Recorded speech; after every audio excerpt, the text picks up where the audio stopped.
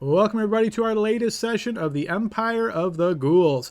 As usual, we'll do a quick recap of what occurred last session, and then we'll get underway. So team, you'll likely recall we picked up last session with you guys being in the Black Canton of Grisall. This is the dwarven fortress here that serves as sort of a sanctuary for the dwarves and their ever vigilant battle against the undead of the Greater Duchy of Morgau.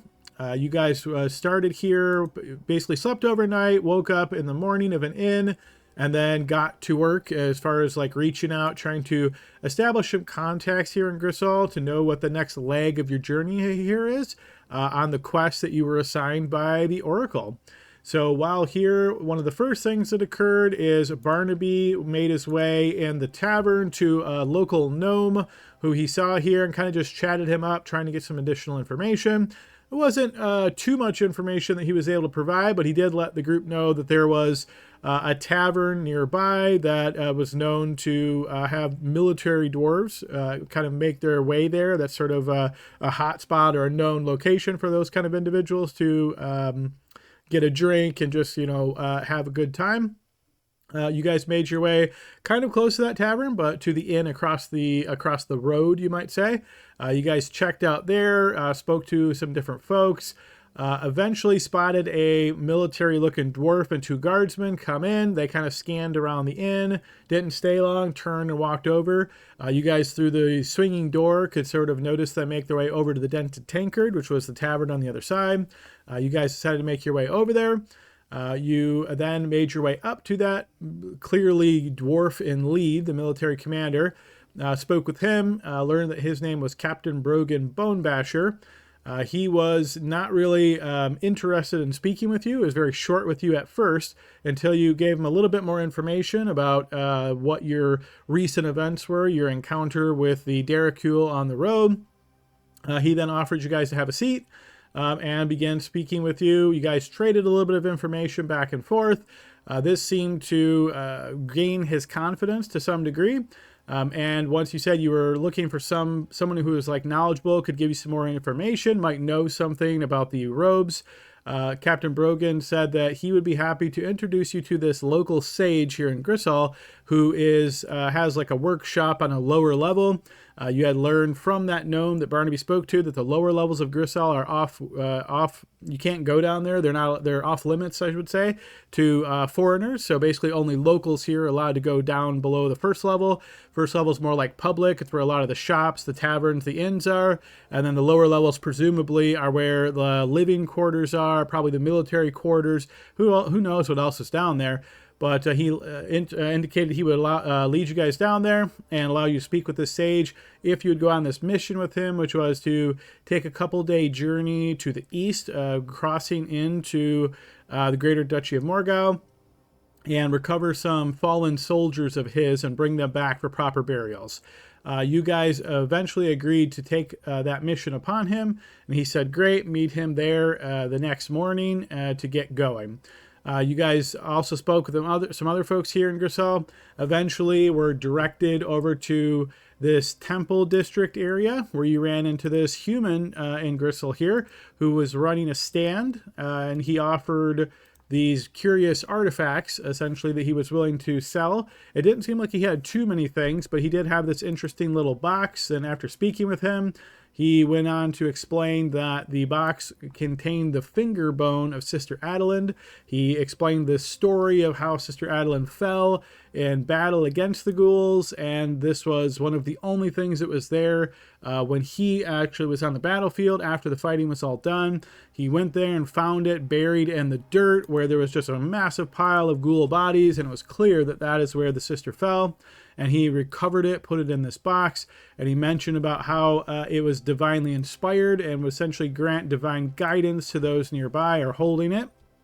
You guys asked a few different questions about this, but turned out this gentleman, Argelo Massioni, was quite a smooth talker, and at least got you guys to believe him a little bit, or enough to be willing to trade him. Initially, he asked for 500 gold pieces for the finger bone. Zach instead offered to do a swap for the Chalice of Forbidden Ecstasies, and after Argelo asked some questions about the chalice, he indeed agreed to do a trade with you guys for that. You took possession of the finger bone, made your way off to another location where you were searching for weapons or armor perhaps of exceptional quality. Namely, you were looking for magical equipment. Unfortunately, they didn't have that on regular order here. Most places you've been don't really have standard kind of magic shops. Maybe the really, really large cities like Zobek might have something along those lines. But here in Grisal, it seemed like predominantly just really well crafted items. After having that conversation, you guys knew you had some time to waste here, essentially in Grisal, until the morning. So each of you had a little bit of time to do some of your own tasks or tend to your own personal business. We had, for example, Vigo doing some crafting, making a potion of healing. We had Glory making his way over to a orphanage attached to one of the churches, just donating some money to help out with the poor. We had each of you guys doing a little bit of sort of side activities here. Zach using some disguise magic to find a good purchase price for the gemstones that were previously found. Barnaby was using some magic to talk to animals. And I'm sure I've probably forgotten other things. But yeah, you guys each had a little bit of time to do your own deal. Once that was complete, you guys did sort of reconvene in one of the inns. And as Archgale was checking out this finger bone, he noticed that it was tied up in this box, this really decorative box, and sort of laced with gold thread type deal. This like a really high quality, it looked at least. He decided to undo this as the box itself didn't seem to be magical in any way. He wasn't able to attune to it. So after doing that, he found that there was indeed a bone inside. And after sort of checking it out, it certainly seemed to be a scam, as though the bone did not seem to line up to Sister Adeline. It didn't look to be a human finger bone at all. In fact, it was something else, probably like a dwarf's finger bone or another species.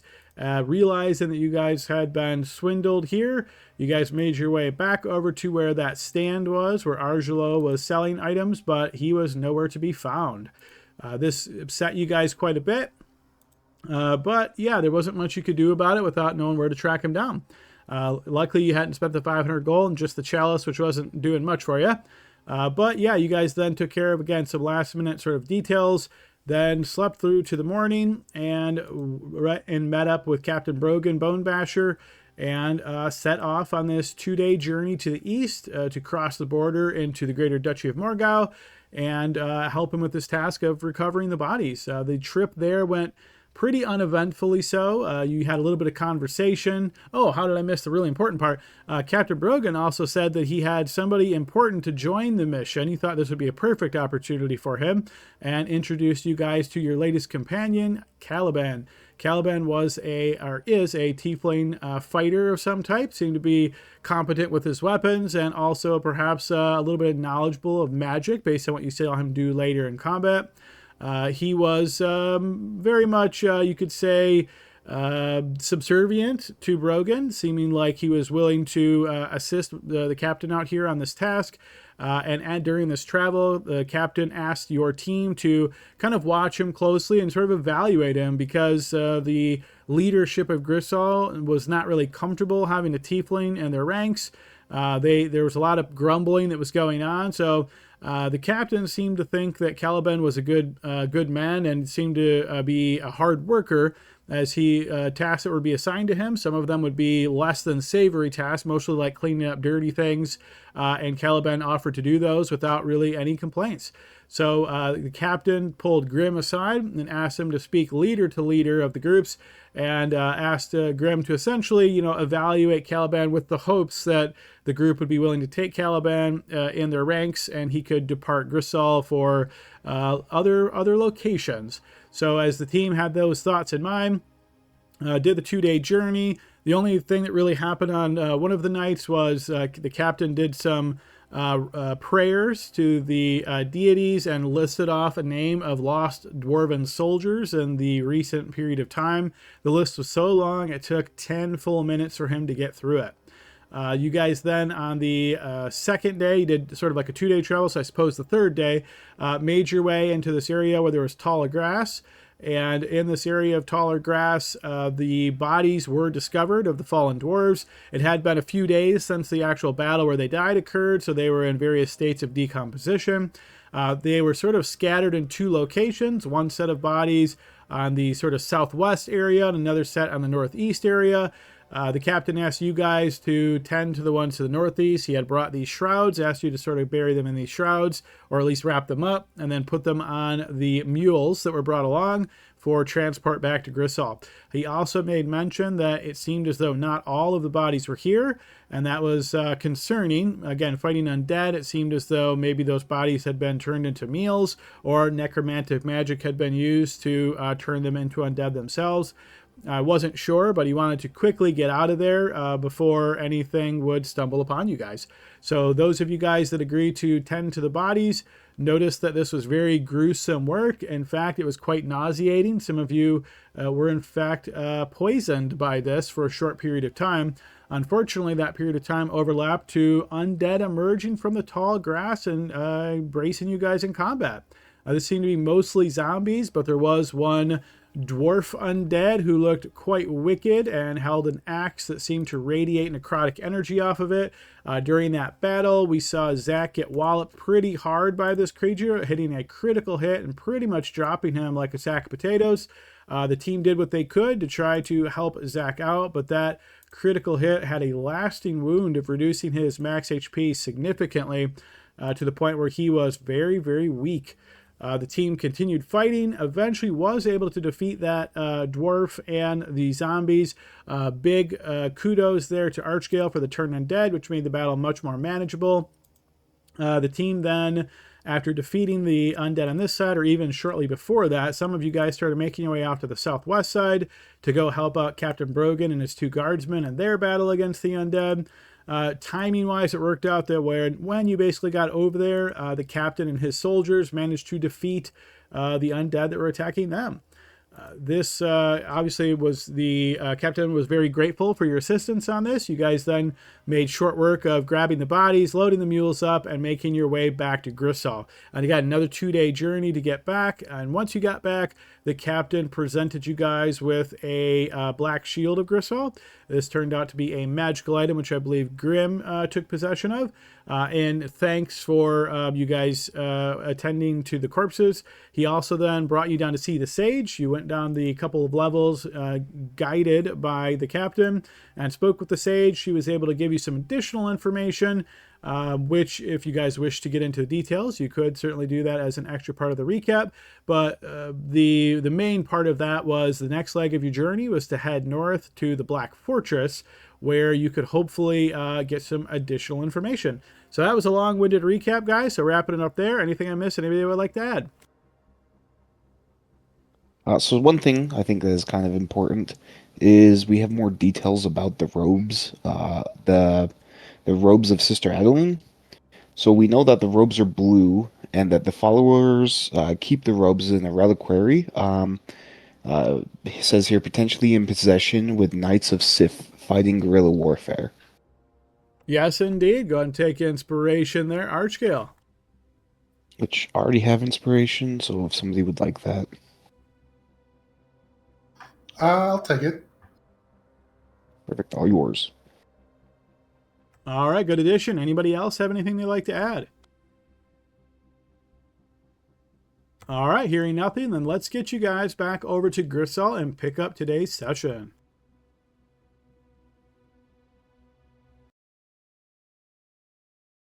All right, guys, so we find ourselves in the Black Canton of Gristle, particularly in the Halls of Gristle.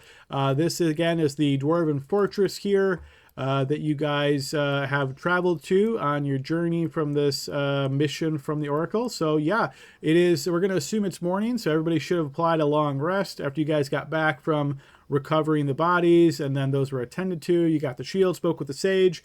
You guys would have taken a long rest here, woken up the following morning. It's bright and early, and the day is yours.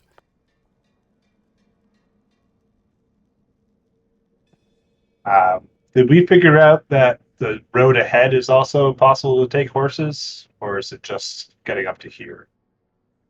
So you could have taken horses this whole way if you had them. The trouble is that the path is often mountainous. So there are areas where, depending on the incline, you might have to dismount and then like walk your horse for 5, 10, 20 minutes, find it to get flat again, and then you could ride again, but it might go like that sort of intermittently. So yeah, it's certainly not flat from here to your next location. There's definitely going to be, points in time where you would have to dismount. Okay. Should we buy donkeys? I really like those last donkeys. No, I got plenty of rations. Good idea though. Oh yeah, we should make sure we have plenty of rations. Yes, I will buy extra rations, I guess. Well, I can only carry so many, though. That's my problem. I can carry some for you. All right, I'll buy 10, let's say 20 more to... Actually, let me double check. I might not have enough gold for that. Where's that girl at? Maybe she can come with and cook us the goat that you want to buy. Wait, was it goat or the donkey you want to buy? She could cook donkey, I'm sure. I think she wants to live here. I don't think she wants to keep going with us. I also don't think we want to eat the donkeys. We just want them to carry stuff or us. Oh. Besides, it doesn't look like it's that far away. You do know where we're going, right? I'm walking. I'm not riding on no ass. One might be a good idea, just as like a pack mule. Carry things back if we find anything of value. I don't want to carry hundreds of pounds of gear.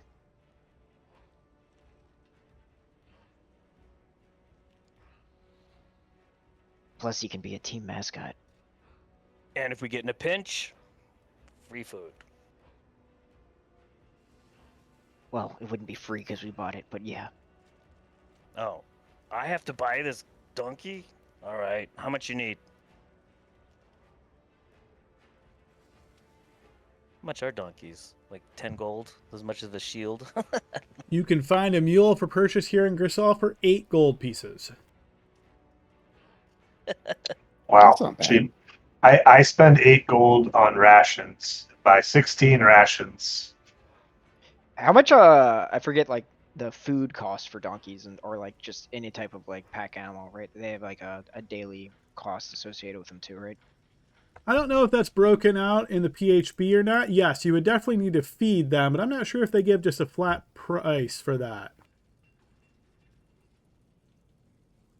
Let's see, feed per day. It's 10 pounds per each day that you need feed and 5 copper pieces. So I suppose that would work as well for a mule as it would for a horse. Yeah. Sure. So maybe the donkey and like 2 more gold worth of food, which is quite a few days worth of. I'd have to do some math real quick, but I think it's like 20 days, right? So a mule can much carry 420 pounds. So just keep that in mind, where each day of feed is 10 pounds.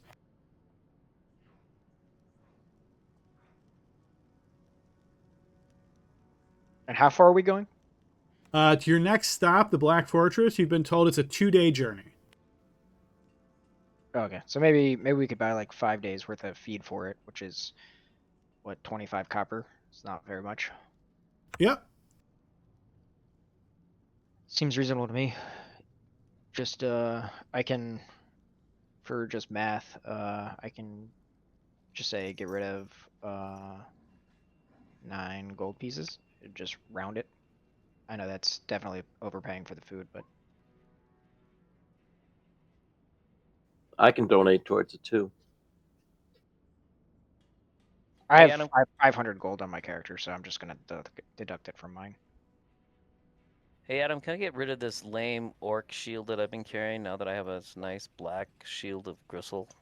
You can get rid of it. If you're looking to sell it, though, you won't find a buyer here that's going to work out to your advantage. Just a reminder, our house rule is it's got to be worth at least 50 gold to sell it, and a shield will not qualify.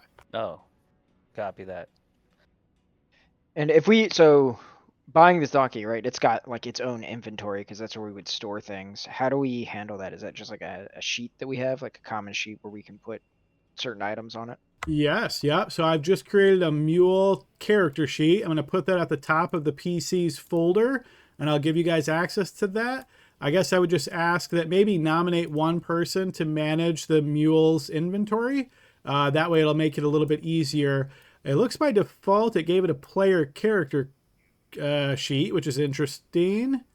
Or no, this is an NPC sheet. My bad. This just looked a little bit weird to me for a moment.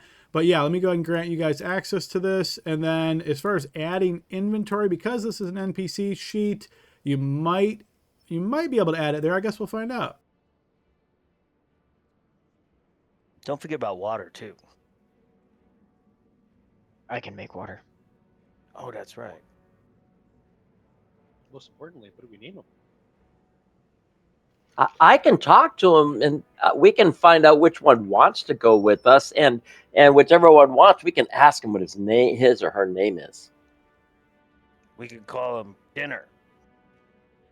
No, we can't, Grim. I know you're joking. You're kind of funny.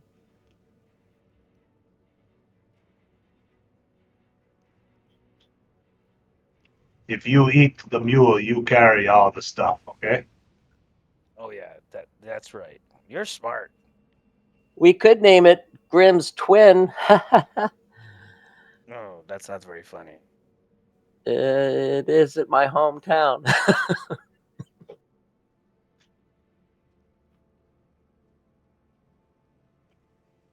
Then how about Junior?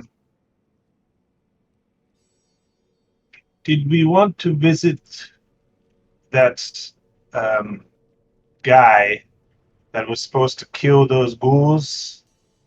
I forget what his name was. It was something cool sounding.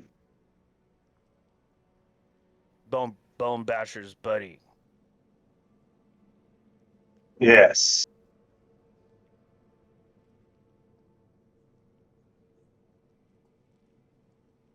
I don't see why not. I'd also like to, potentially get some information on Jarl Whitebeard. Maybe see how we can get an audience with him once we arrive at the Black Fortress.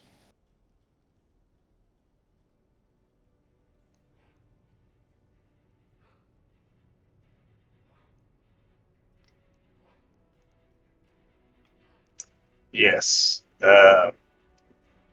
Is there a library in town here, or someplace where people know stuff besides the lady we just talked to?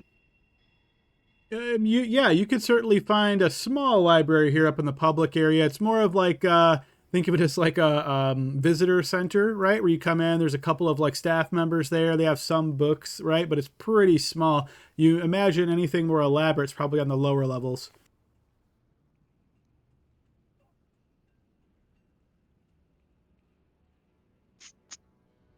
Well, you could still ask the staff.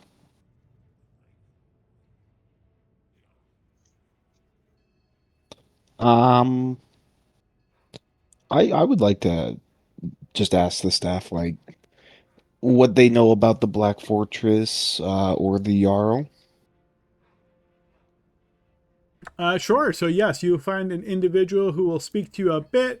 The gist is they'll tell you that the Black Fortress is sort of an outpost that serves as a bulwark against the Greater Duchy of Morgau. Think of it as sort of like a fortress there that is protecting against any attacks from the undead legions that might be coming this way. As far as the individual you're speaking of, Jarl Whitebeard, they will tell you that yes, Jarl Whitebeard is sort of the leader there of the Black Fortress. He kind of rules it, and he's the commander there. And anything they know about him, he's very good at his job, and he is a very serious individual. Good to know.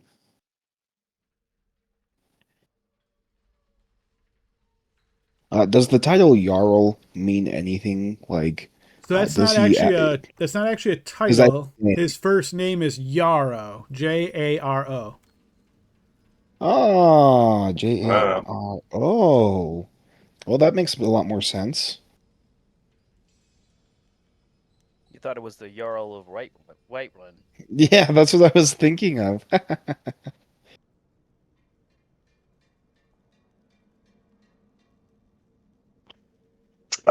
And Adam, I can't find where I had this guy's name written down. So I had it written down somewhere, but I can't find it. I believe you're Yeah. referring to Havard Glimmerstone. Yep, that's the one. I'm gonna write it down right now. Make sure we show him that picture too.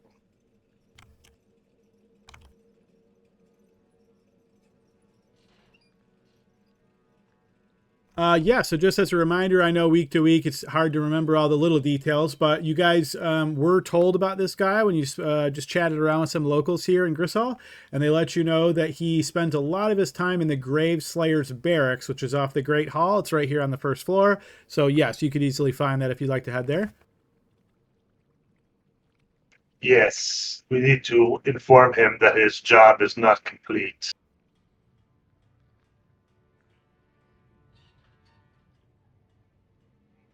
All right, so we will assume you... Yeah, go ahead. So we're leaving the inn that we rented, so we're all traveling right now in town with all of our accoutrement, right? I mean, Yes, but again, you're in an area of safety. So as far as like what's in your arms and stuff, I'm assuming you guys are like wearing armor, but like swords, shields, weapons, those would all be stowed or not like Yeah, ready yeah. for use. okay, yeah, copy. All right. Yeah. So you guys make your way away from the inn here and then over to the Graveslayer's barracks. You can see that there is a symbol denoting the entrance here. You've put two and two together. And speaking, of course, with Captain Brogan Bonebasher, the Graveslayers, you can think of them as like an elite fighting force. The captain is a Graveslayer himself. This Havard Glimmerstone appears to be one as well. So think of them as almost like holy warriors in service of Grisall against the undead. So you guys make your way to the barracks, finding it pretty easily. As you step through the door, you notice that there is a large meeting room. You can see some tables kind of stretched out here and there. There's some documents, mostly like maps off at a distance on some of these tables. The chamber is filled with a lot of different dwarves here. The actual Graveslayers themselves look to be a pretty small group, perhaps 5 of them in the back, kind of all conglomerating with one another or congregating with one another. There's also some servants around here, some guards, that sort of thing. But as you enter, you'll notice some folks, kind of notice you enter, and one will step up and say, yes, what can I do to help you here, folks? Yeah, Captain Bonebasher said we could talk to this Glimmerstone guy. We've had some run-ins with the undead, and he said that we could meet him here and get some information, some intel about these guys. Oh, yes. Well, I am sure he would be happy to speak with you. Let me see if he is free or can break away from his current conversation. Why don't you have a seat right here? And you notice he motions for a table that's as close to the door that you came in as can possibly be. All right, I'll take my shield off my back, my black shield of gristle, and set it so I can sit in the chair better. And my knees, I want them to see it. I don't know if it means anything to them that I actually have one of these shields. It might. I don't know. All right, you'll notice the attendant here does kind of glance at your shield for a moment. If he has any strong reaction one way or the other, you don't see anything, but he certainly notices it. He'll make his way to the back there to speak to the gathered Graveslayers. And after just kind of chatting with them briefly, you'll see they kind of quiet him down and keep on talking. About 30 seconds or so goes by before you notice a man sort of raises his head now and looks over to that individual, the attendant. And then you see a quick conversation between those two before he points in your direction. And you see this Graveslayer, this dwarf man, start making his way over towards you. As he approaches, you see he kind of looks you up and down, and he says, welcome to the barracks. What is it that I can do for you? You want to speak to me? I hear you came from the captain. Yeah, and I'll stand up. Name's Grim. We're traveling up here. We're heading over to the Black Fortress, I think, right, guys? Anyway, we helped Bonebasher retrieve some of the fallen warriors you guys did against the undead. We've happened to run into a few of them and on our way from, what was it, Zobek?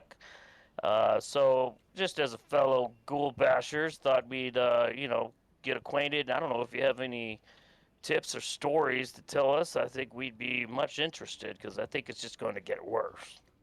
Give me a persuasion check here, Graham. Right, here we go.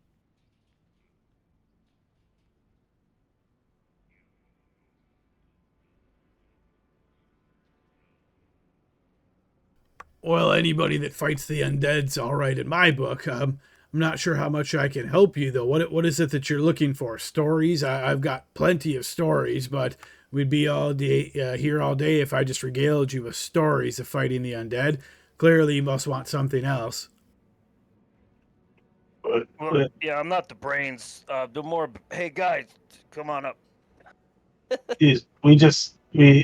We heard you had been dealing with the undead south of here, right? Near that village? Stromberg? Yes. Yes.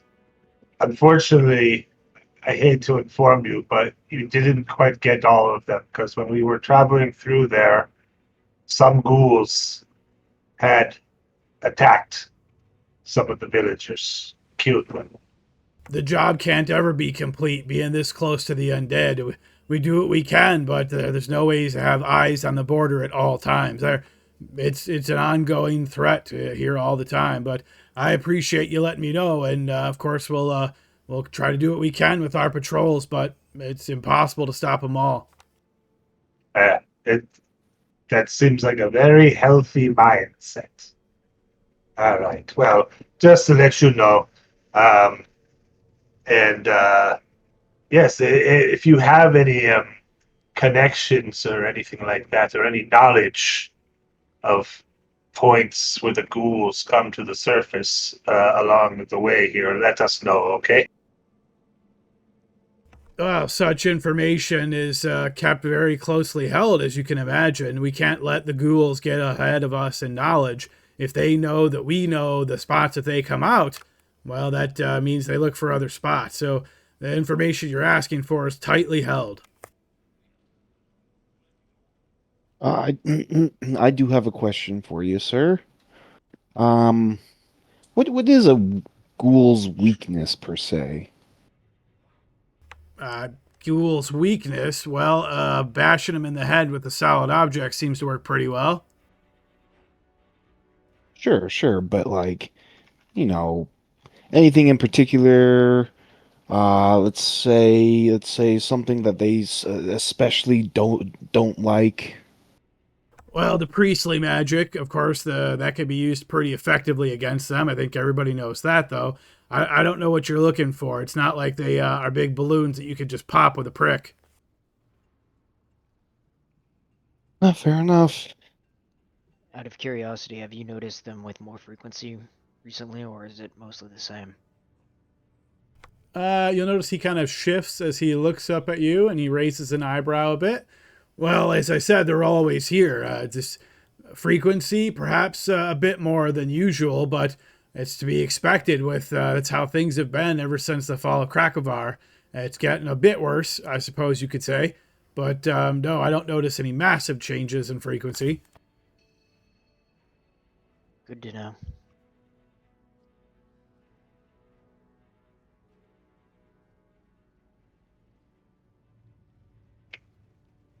All right. Well, it won't take up any more of your time. Uh, Much respect in what you do, okay? Keep up the good work. You'll see he kind of pulls at his beards there for a moment and then gives a nod and makes his way back over to the table with his fellow Graveslayers.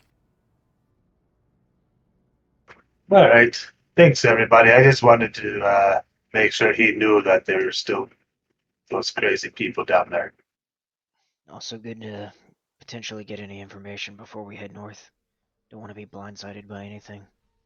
Yes, I was tempted to tell him that we were sent by Rama herself, but I don't know. He seemed a little tight with the information. I- As much as I do adore Rava, I'm not sure giving out such information would make people more trusting of us. It's true. She's a controversial one.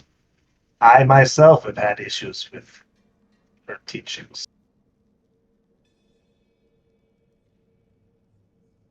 Well, shall we head north? Yeah, I'm ready. All right. But I'm not in charge of that donkey. I think our friend here is good with animals. Perhaps he should be. Makes Eh, sense to me. I will make sure he is well kept, but eventually we should set him free. The mule? Yes, once we are done with his services. She's gonna walk back home. We can Yeah. ask him at the time. Maybe the mule will tell us what it wants to do. Maybe it wants to stay with us. Who knows yet? This is true. It could be the best thing to ever happen to it. You're making that up. You can't talk to mules. I can. It- He can. With our You history, can? that's really not really a likely outcome, don't you think? Perhaps. Maybe it wants a life of adventure, just like us. Sometimes the road Well- just calls to somebody. You never know. Well, I'll tell you this. If that donkey wants to hang out with us, then he's a dumb ass. Perhaps. Uh, But maybe he aspires to be a noble steed. Touche. I mean, friends, we will not want to be on these roads in the dark. We should probably get going. I have to pull you way up. I can barely hear you. Yeah, that was a little quiet on my side as well. Try to get my boom closer to my mouth. Is that better? That is better. Yeah, Alright. let's hit the road. All this ass talk is tiring. All right, sounds good. So you guys decide to make your way out of Grisall here and start traveling the road north. Let's go ahead and get you guys over to the map.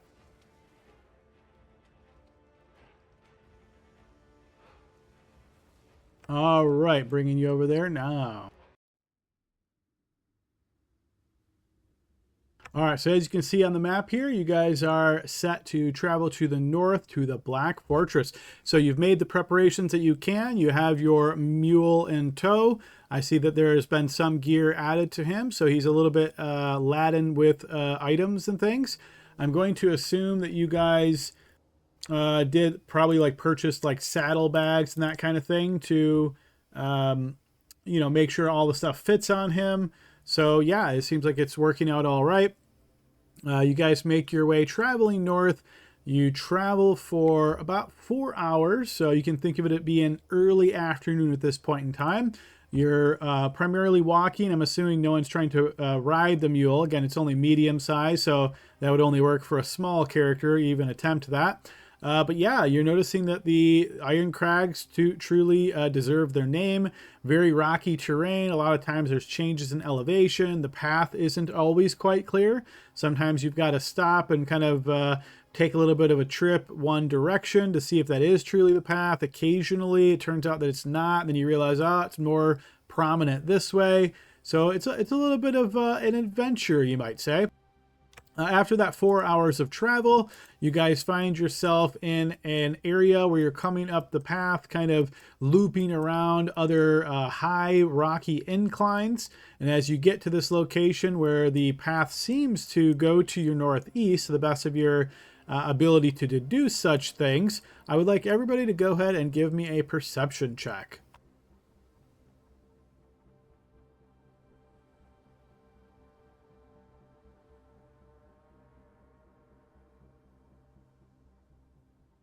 All right, so Caliban, Zach, Barnaby, and Archgale, as you guys are making your way up here, and Glory as well.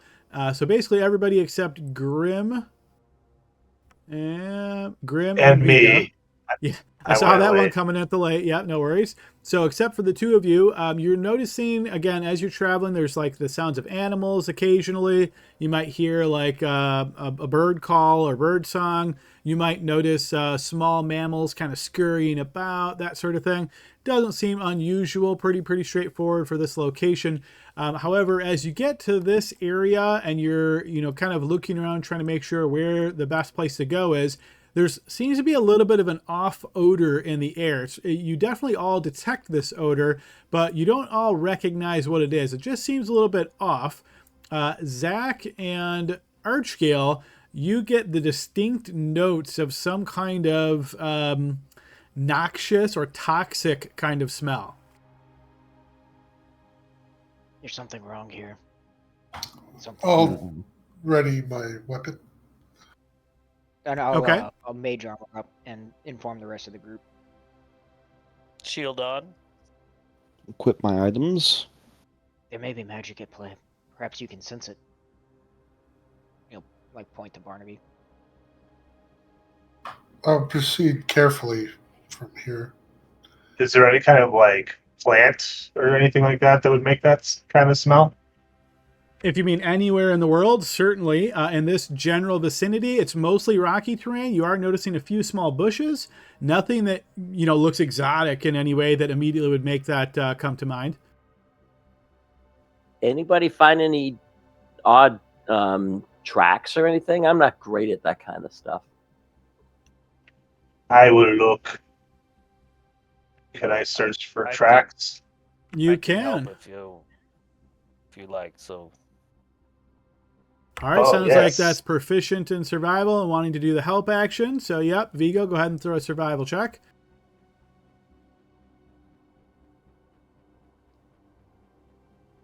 I'm not sure if there's something we can tie the mule to, but Caliban will sort of try to get him anchored, whether that's looping the lead around a rock or if there's a stake, if there's something you can tie it to.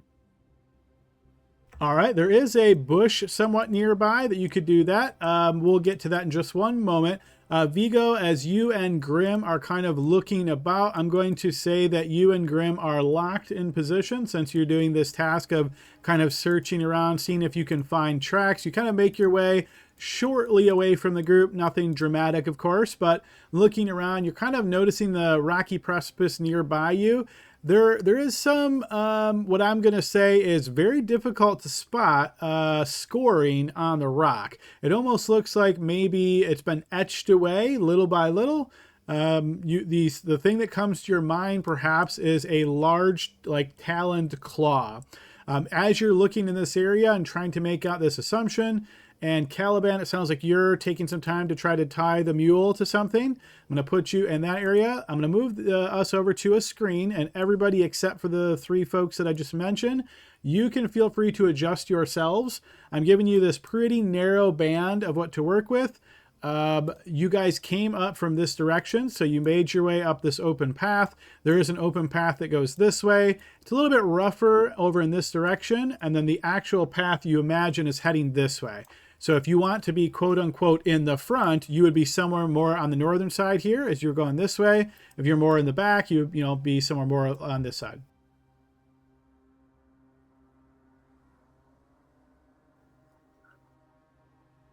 All right, just giving it another moment to see if anybody else is moving. All right, The gnome is leading the way. I'm going to go ahead and lock tokens here and assume you guys are good to go. I'm going to remove the light barrier. All right, so this is what you're able to see at the moment.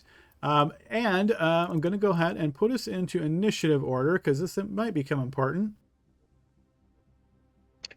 And it looks like massive talons, like dragon-sized or something like that, or what?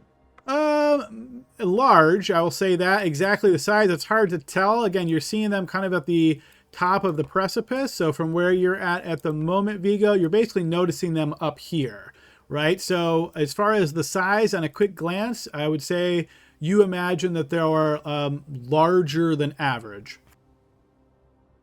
All right. I think we only have one person that has alert now, but if the alert person would like to offer to switch with somebody. Barnaby, do you want to switch? No, I'm okay. All right. So Okay. initiative is Hey, what it is. Yeah, go ahead, Graham. Are we doing advantage when you roll my initiative? Because I don't know. I am not able to roll the script at advantage, unfortunately. So I think we said with you, Okay. you just roll yourself and then you set your initiative. Okay, yep. Then it's good. Thank you. All right. So I see that you rolled a 15 at advantage, but you have yourself as an 18. So just clarifying there. So you rolled an 18 for me, and so I take the first dice on my initiative roll. Ah, okay. Yep, that'll work. So you're always taking whatever I roll Okay. and then just one of your rolls. Okay, yeah, that works. Yeah, that's what I think. Okay, cool. Yeah, that totally works. All right, so I'm going to go ahead and change the music up here. All right, so Archgale, as this is spotted, the smell of this kind of toxicness is certainly in the air. You're getting this sort of uneasy feeling. You're not sure exactly what it is. You're not seeing anything that's immediately causing you concern, but it is your turn to react in whatever way you would like. Boy, wow.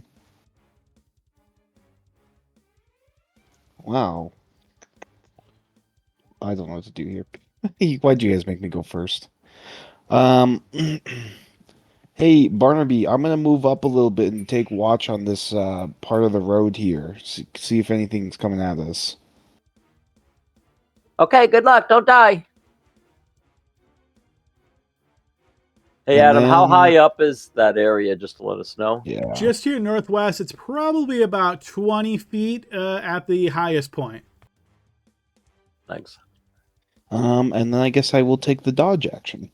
All right, you move up, take the dodge action. As you get to there, I'll just give a little bit more details. You're noticing this area is even higher, Archgale, probably more at like the 40-foot point at its precipice at the top. This looks to be the natural path moving through the Iron Crags here, and you're imagining that this path probably turns once again as you see it kind of hit into higher hills. Full. I'll let you guys know if I see anything. All right, Zach. I will stay where I'm at and also take the dodge action. Okay. That will be it. Grim.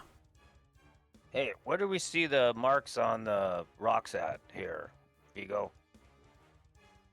Question for Adam, I guess. 20 feet above you, just to the north of Vigo. So you're seeing them kind of as the rock like dips down to your side. You're noticing the etchings in the rock there. There's strange etchings in the rock just to the north of me. Go climb up there.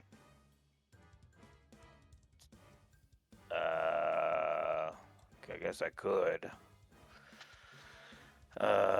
10 to there, Adam. And can I use 20 feet of movement to climb to the 20-foot top? So as a clarification, you said you drew your weapon and readied your shield, right? Oh, yeah, so my shield is on, yeah. Why do I have a blue dot? I'm Circle. guessing you were imagining you were going to take the dodge action and you added it? Yeah, I'm not gonna climb up there yet.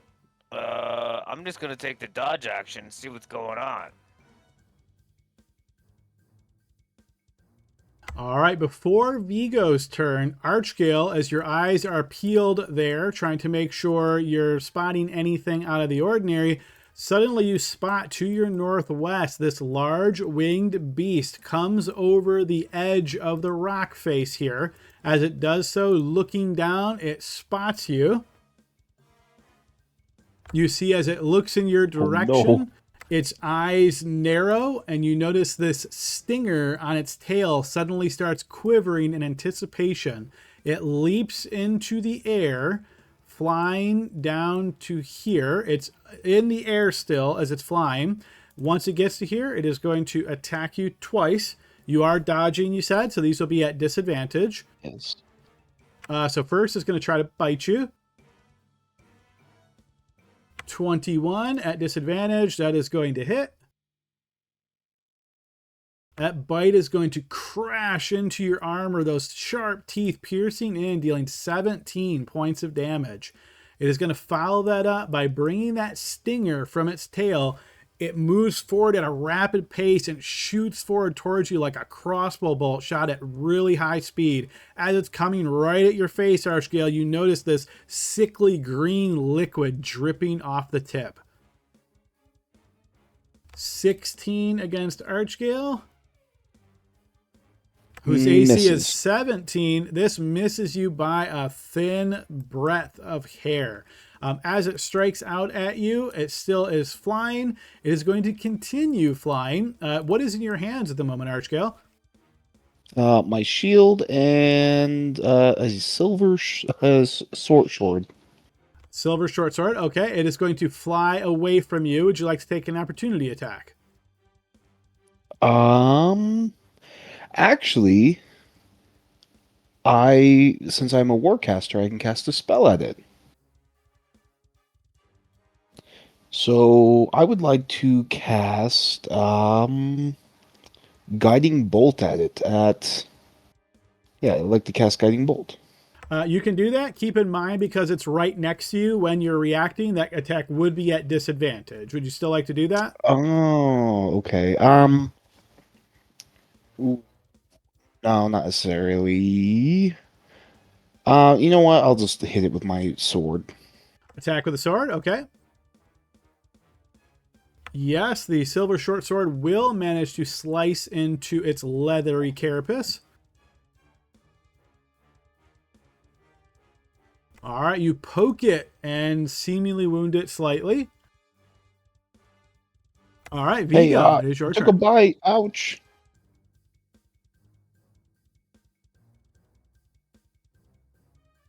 What did you say? It bit me.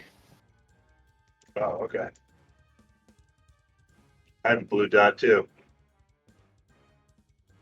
No, I think that's the rotating thing that always gets me. You can rotate your Oh, token. Yeah. okay, gotcha. I come up over here. Which way did it go? I will point to the west. No, sorry, east. Okay. I will go here and I will ready. No, you know what? I'll just heal. I'll heal Archkill. I'll cast Cure Wounds.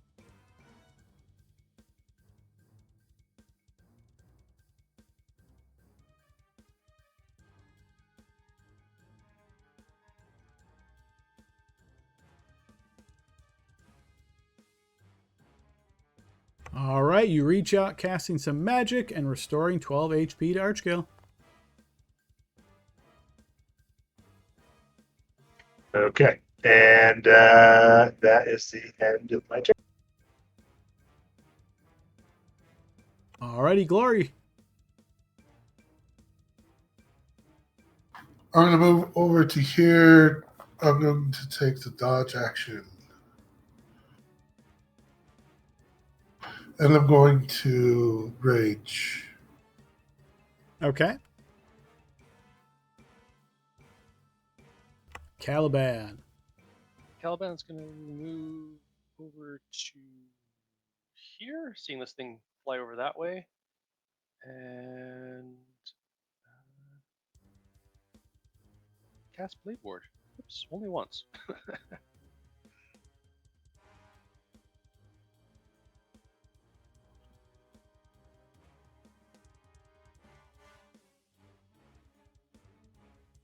Hey, Barnaby. Oh my gosh, I can't believe it attacked you. I'm casting Blade Ward too. That sounds smart.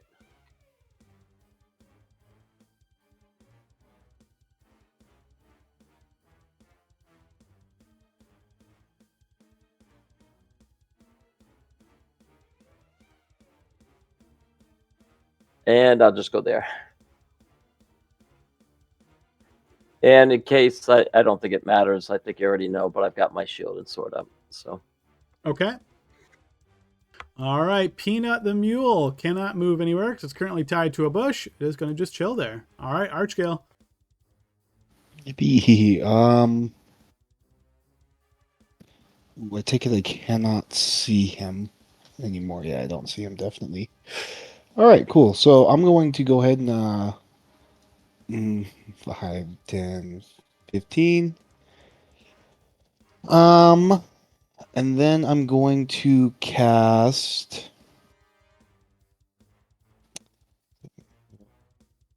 Okay, I'm gonna cast Bless. And I'm gonna cast that on, let's see, Grim, Caliban, and Glory.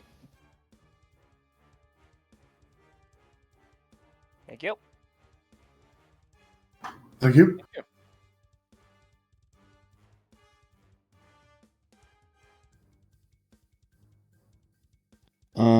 Let's see. That will be my action. No need to do anything else, so I will end my turn. Hey, Zach. All right. I will cast innate sorcery with my bonus action, and I will ready my action so that as soon as I can see the thing, I'm going to cast blindness deafness as blindness on the wyvern. Okay, so remember, as a ready to action, that means you're pre-casting it, and if it doesn't trigger, you do lose that spell. Yep, understood. I All right. just kind of making the assumption that I will see it, and if not, yep, understood. And that's going to be my turn. Okay, Grim. Where you go? 5, 10, 15, 20, 25. Do I see him anywhere up there, Adam? Just a quick glance. Obviously, I need to look. On a quick glance, you do not.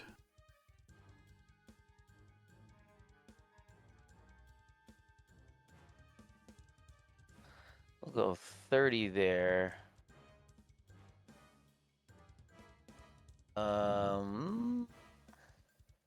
Going to bonus action dash because I have adrenaline rush as an orc, and it gives me proficiency bonus temp HP.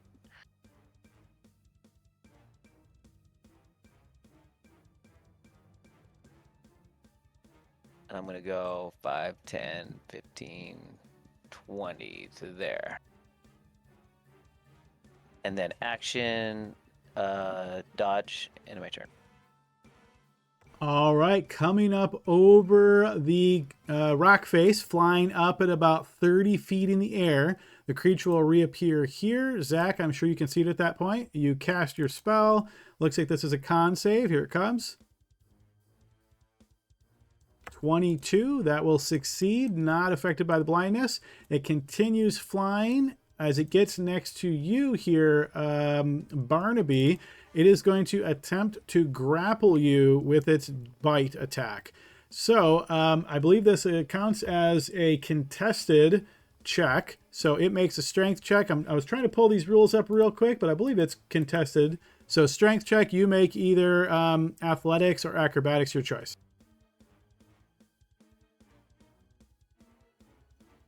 I am going to succeed on an acrobatics check. And by succeed, I mean I'm not going to. Unfortunately, you do not. As it picks you up, you are quite small. This doesn't seem to hinder its movement much. It is going to continue flying as it flies up to this rock face with you in its jaws. As it gets you up to here, it is then going to attempt to hit you with its stinger. 16, I believe that is going to miss. It's going to miss. All right, Vigo. Oh no. And you said it's higher over there, so it's a tougher climb. Yes, that's about 40 feet to get to the top. Okay. Vigo sees that it took him away over there, so he's going to move over here and transform, be a wild shape into a giant spider. Okay, and that's one you haven't used yet? Remind me how many shapes you get to know? So I have 4, and this is the last one of them. So it is the last one, okay. Lion, direwolf, giant venomous snake, and giant spider. All right, giant spider coming in.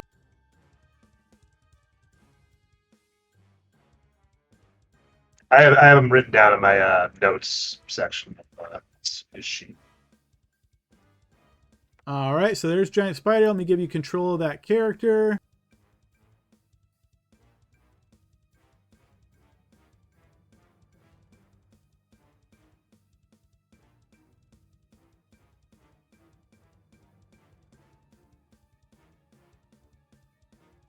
All right, so you should now have control of that character. I'm going to hide your current token. And I'm going to add a turn for the spider. At 13, feel free to move as the spider. Okay. Is it cool if I put the temp HP in the red? Feel wall? free to manage it, whatever works best for you. I'll trust that you know how to manage it. Okay.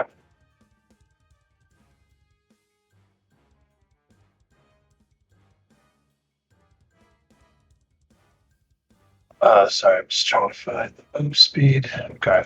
So unfortunately, the spider doesn't have much move speed, so I'm just going to dash as an action, climb up here.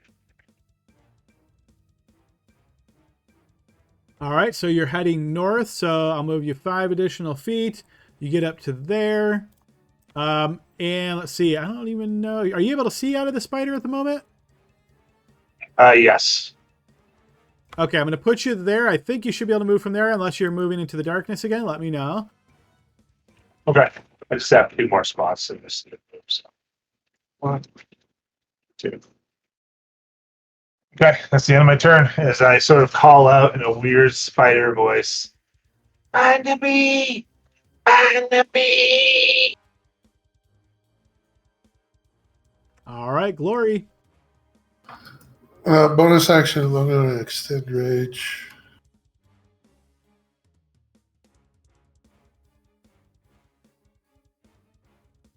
I'm going to move there and dodge again. All right, Caliban.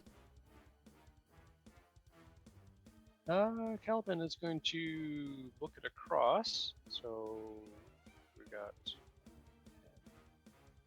15, 20. Yep, 20 to there.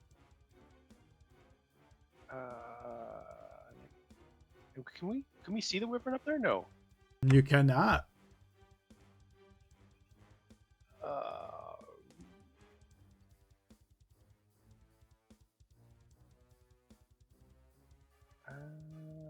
Just do another 10 feet. At what point does it start to become difficult terrain?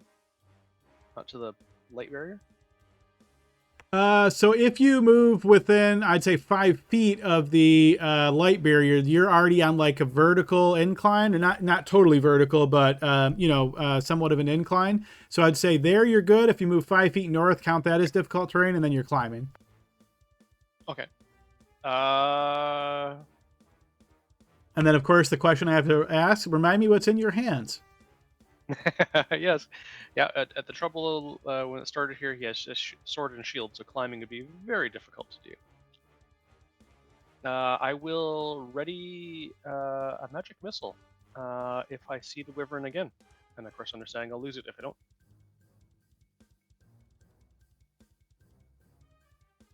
All right, so you're readying magic missile, meaning you're pre-casting. Okay, Barnaby, you're currently grappled in the jaws of this winged beast. What would you like to do?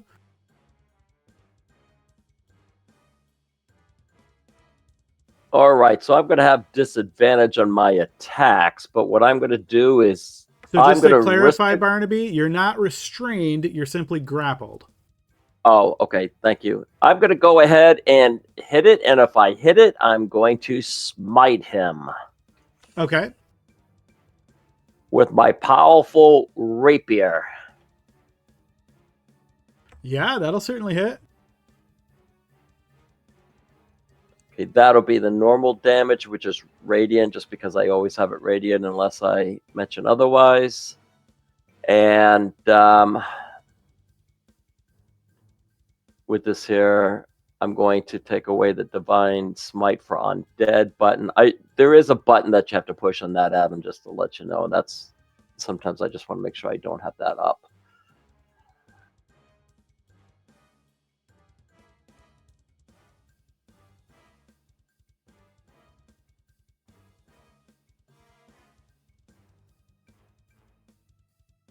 All right, you strike forth with your Nice. rapier, striking it significantly. All right, I want to make sure that it took away the spell slot. Yep, it did.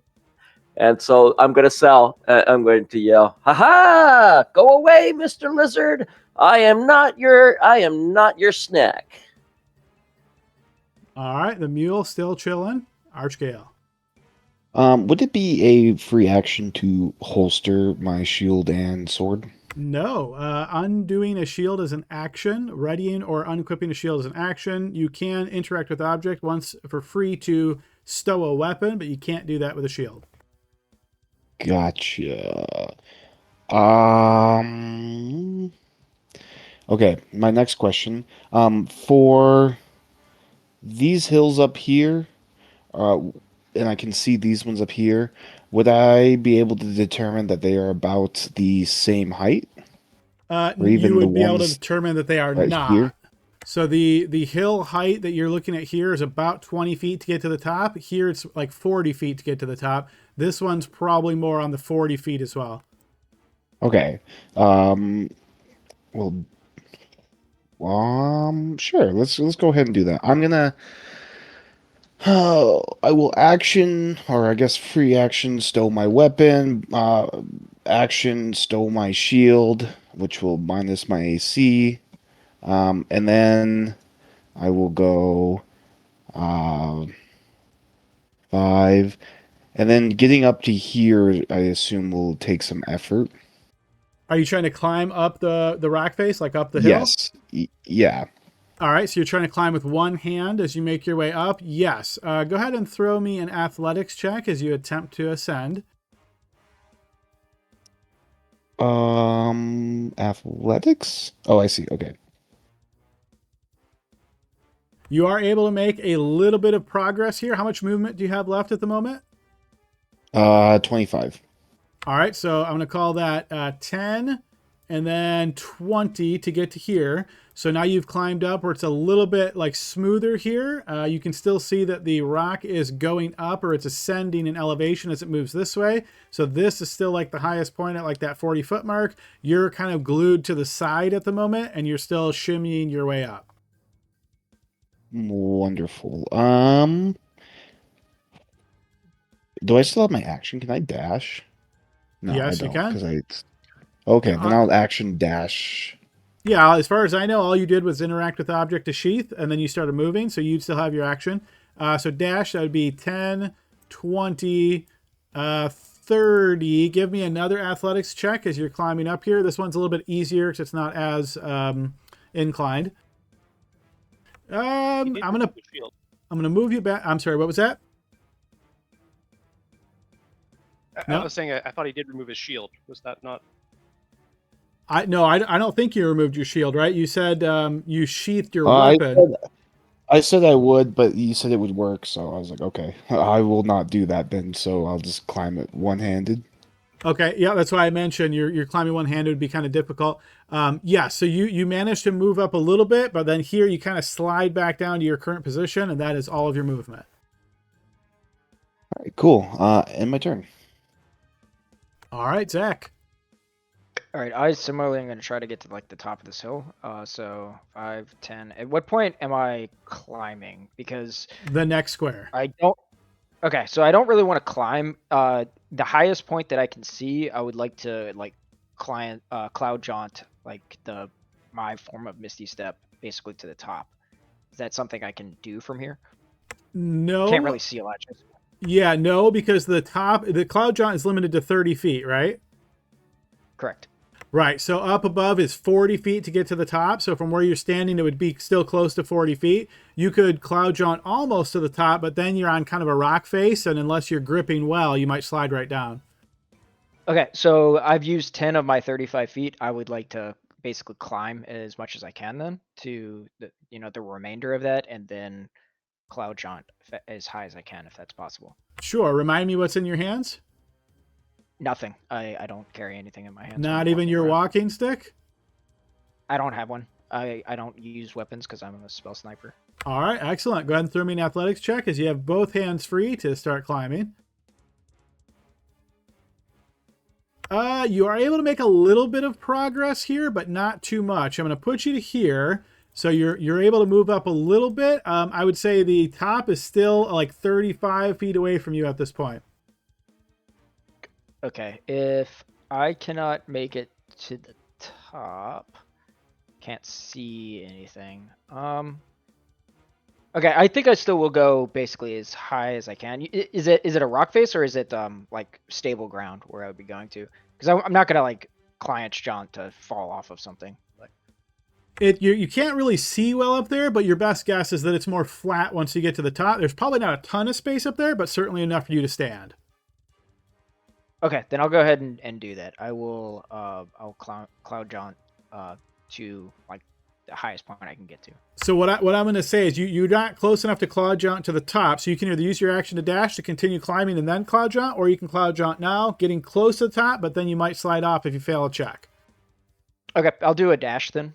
Okay. And continue to climb. So dash, throw me another athletics check, see if you can make progress going up the side of the hill. No. Unfortunately, as you start climbing, you're like, oh, maybe I've got this. Yeah, your feet just give way. You slide all the way down. It's not too inclined there, so I'm going to say you're going to suffer just 1 point of damage as you tumble down, striking into the ground. Okay. Well, I guess I've used all of my movement and didn't get anywhere. Then I will just and I dashed, so I can't really do anything else. I guess that's the end of my turn. All right. Grim. All right, shield in hand, flail in hand. Free action. I'm going to sheath my flail, and I'm going to use my movement to go diagonally to climb up the cliff this way. All right, so climbing with one hand then. So 10 feet, difficult terrain to get there. Throw me an athletics check as you try to climb up. And I have advantage on athletics as a champion. Okay, so with a 13, unfortunately, you're not able to make progress up here. So you use all your movement trying to climb up here, but with one hand, it's pretty rough to do so. You're basically kind of hanging on the edge here. You're not in danger, but you just can't seem to get a good footing to get yourself over that lip. All right, action dash. Okay, throw me another athletics check. 15, yes, you do manage to pull yourself over the edge. You find it's a little bit flatter here, and then you notice to your west, it starts ascending more. So right now you could walk normally in this area, but if you try to go this way, it's climbing once again. Okay, bonus action dash, my last usage of adrenaline rush. So I'm gonna go straight diagonally right through this crazy spider. Hey Vigo, you look funny. 5, and then 10. I guess I start climbing there. Yes, and you're trying to just move northwest, is that right? And from here, I want to go directly west. Directly west. Okay, go ahead and throw me an athletics check. 22, yes, so you're able to, so that's, let's see, 10, 20 additional feet to get to there. And then you're still climbing, I presume. So how much movement do you have left? 10 more feet. So that will get you to there. As you get to like the next shelf of the rock here, you pull yourself up. So again, a little bit flatter here. I see your foe. Hey Barnaby, you need some help? Yeah, I got it, but sure, you can help. All right, I think I'm out of actions and bonus actions and movement. Maybe next time. So I'm done. Yeah, how about next turn? Hang in there.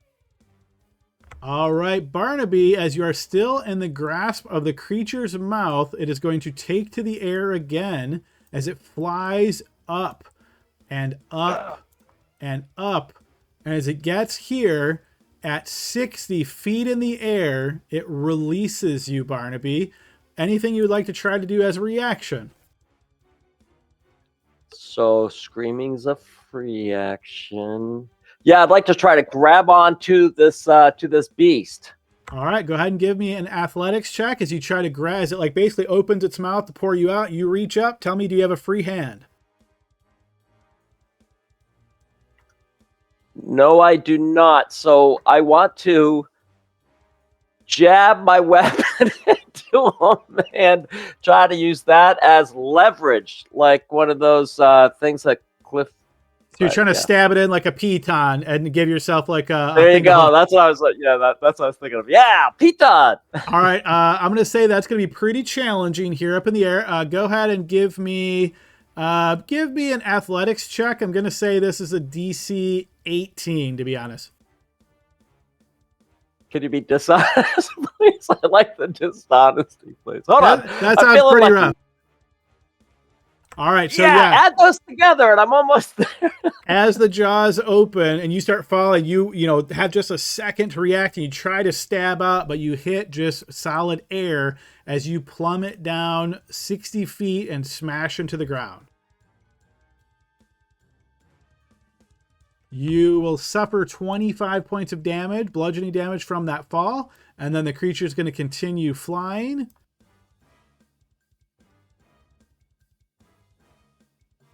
All right, giant spider. I'm gonna move this a little bit faster. So giant spider, just high level summary. Tell me what you're trying to do. He flew away. Took him to the south. All right. So Did I see him drop him? Yes. And did I get I'll- cut off there? I'll try to run to where they dropped Barnaby. Okay, you can do that. Caliban, yes, you had a ready magic missile. Is that right? That's right. Yep. Yeah, go ahead and cast it. I'll deduct those. Yes, you certainly would have saw it and fired them off.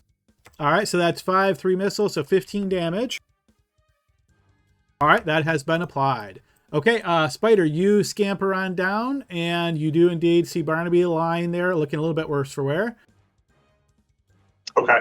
And is the creature 60 feet above me? You do not see the creature. So as it flew from where you saw it here, making its way south, it released Barnaby as he plummeted to the ground, and it continued flying south. Okay. I will cast Cure Wounds on Barnaby. Okay.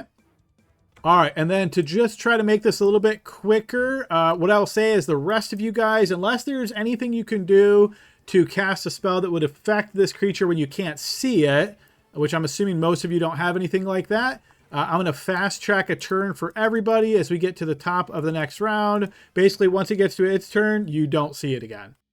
So I'm going to go ahead and take us out of initiative, and you guys can feel free to react. I'm gonna doff my shield and climb down. I'm assuming it would be no checks with that, or shall I run some athletics checks? If you're taking the careful way down after doffing your shield, I'd say you can do that slowly. Basically, you're coming this way, and then coming this way, and then coming this way. Thank you, sir.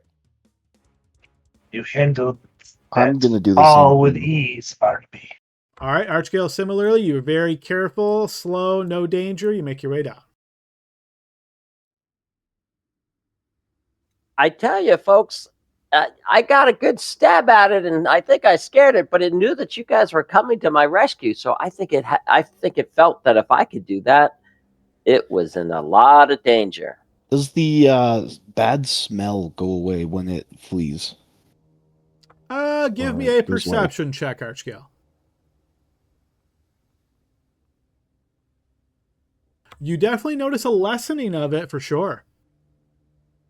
I think that's what we were spelling was the that creature. Adam, when I was up there, would I have noticed like it had a nest or anything there, or was it just a munching ground? You did not see a nest in your brief bit of terror at the top there, nor did Grim as he was close by you. Terror? I got to fly. What are you talking about? I thought And that was fall cool. 60 feet. That's terrifying. And live to tell about it. If anybody is proficient in nature that would like to take make a check about this creature, feel free to do so.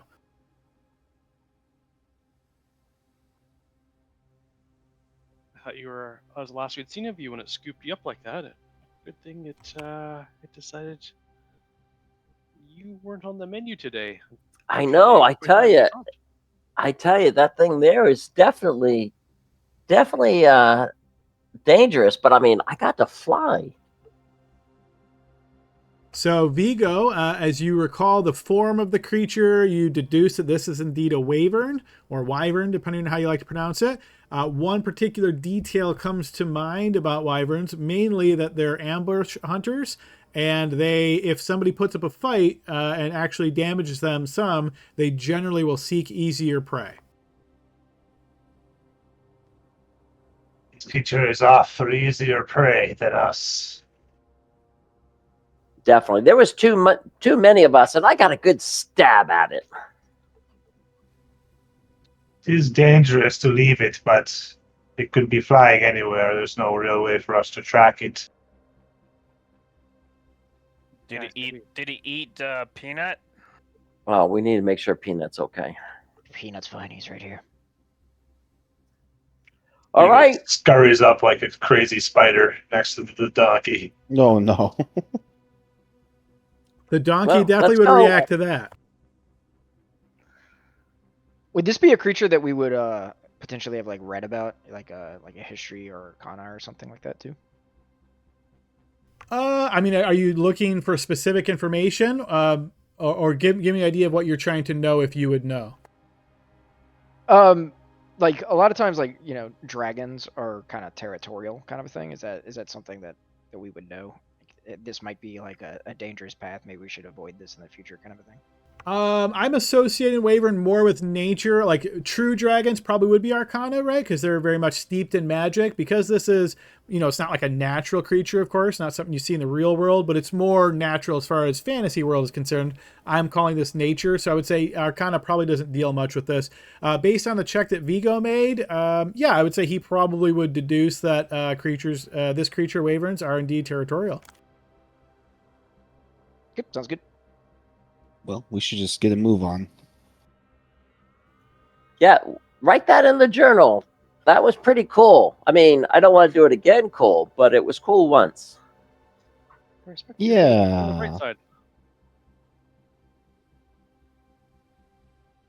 All right, so it sounds like you guys get your things together and make your way further down the trail. Yep. Keeping a lookout, see if that thing's coming behind us. You know. Yeah, Might want to try to get the donkey, so maybe keep the donkey in the middle of the pack. Vigo will stay as the spider so that for the hour that he has or whatever, so that he can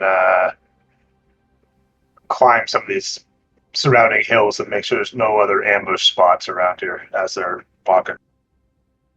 Okay, so you try to do a little bit of, we'll say, advanced scouting here as you make your way up and look for anything of danger as you guys are continuing on the path. What I will say, did anyone notice that we have 3 people who trained in nature? I barely ever, sometimes it's like nobody. I was surprised myself. Yeah, Yeah. it's This a campaign cool is new also thing. a lot more nature than I was expecting. I thought we were just going to be in Zubek the whole time, or Zobek. All right, you guys travel for the rest of this day. It is getting late. Sun is starting to go down. It's going to be time to make camp. Yippee. Would somebody like to take the lead on searching for an appropriate spot to take camp? I can help somebody. I will. Yep. Oh, you will? Okay. I'm gonna reach out and pat him on the back and cast guidance for survival. All right, Glory, go ahead and throw me a survival check after that blessing from your local friendly neighborhood priest. And I'm helping Grim. And help from Grim.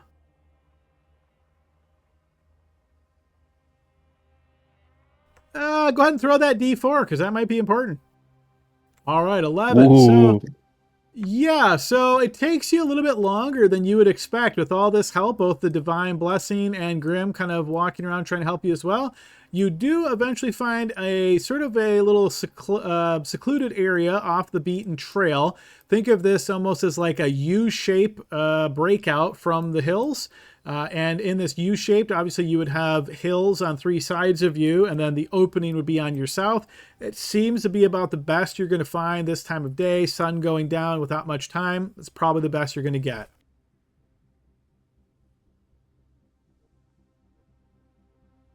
It's perfect. All right, now Wonderful. remind me, guys, who all has tents, and is that how you're sleeping? In tents, sleeping out free. It's again spring, leaning closer to summer, so the the nights are probably only getting down to like high 40s, so it's not like you're going to freeze if you sleep out with a thick blanket and that sort of thing. But I presume usually tents are like more safe. But let me know what you got. Yeah, I have a. Sorry, I was gonna say I have a tent, but I've been keeping it. I moved it to the donkey's inventory, so he's carrying it around. All right. And I see Glory says he has a tent, so there's 2. Does anybody else have tents? I have a tent. Yes. Okay, there's 3 tents. But I'm not going to use it. But I have it. Meaning you're not going to set it up? Correct. Okay. All right, so it sounds like we've got 2 tents that are set up then. All right, and I'm an orc. I sleep outside. Caliban has one as well. Is on the mule.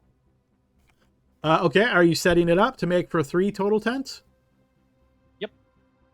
All right, and with your recent period of time of this being dangerous, I'm going to go ahead and reveal this map of where you're currently at, sort of trying to set up appropriately here for a rest.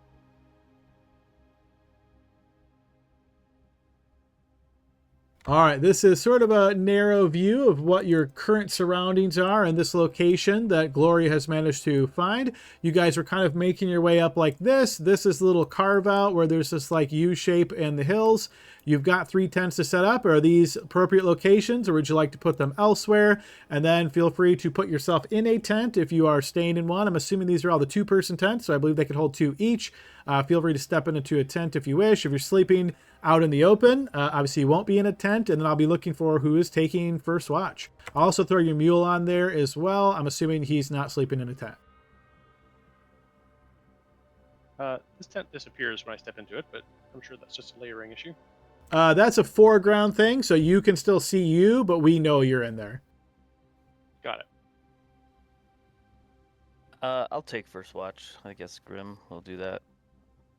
Because he doesn't want to take his armor off yet. I can take whatever watch I can go after, or I do well seeing at night, and the night agrees with me. I'm good with the late watch. I'm good with any watch you guys want to put me on. I don't see too well in the dark, so it's better for me to do an earlier one or early morning. Very good. I sleep. there is one thing I would like to do before we all get into tidy mode and going to sleep and setting up our watch. I will, just like I watch the dwarves do, say like a prayer of Rava, and then announce the people that we have lost that I know of. So I will say Yesh, Braddock. Was there anyone else? Shay. Oh, I don't know that. That's Yes, there was one named Shay as well. From the grave, he yells out, "Shy!" yeah. Thank you. And Shy. Thank you. All right. Well, I hope we all rest well. All right, so taking a quick look at my screen here, we've got Glory in a tent, Zach in a tent, Caliban in a tent. The rest of you are out. First watch, I think I heard Grim say he was taking that, or is that you, Archgale? Grim said he was going to take first. All right, so where your tokens are, am I safe to assume if you're not on watch, you currently have like a bedroll laid out and you are relaxing, trying to sleep in that location? Yes, for me. Yes. Yep. All right, fair enough. Let's see. Let's pick somebody to roll an important die roll. Zach, how about you? GM roll me a 1d4, please.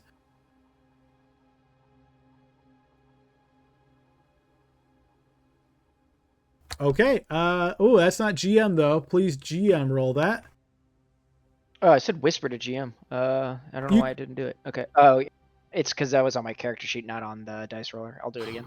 Yeah, that is very. It throws you off a bit. Yep. All right, cool. We got that GM rolled. Excellent. All right, Grim. So you've got the first 2 hours of watch here. So I'm assuming you're wearing your armor. I heard you say that. You have like weapon and shield at the ready as you're on watch? Yep, that sounds like what I would do. All right. Go ahead and throw me a perception check as the rest of your companions are relaxing. You can hear the sound of the mule kind of maybe not full asleep, but trying to do the best it can to relax as well. All righty. So that is your check. And then I'm going to roll an important check here as well.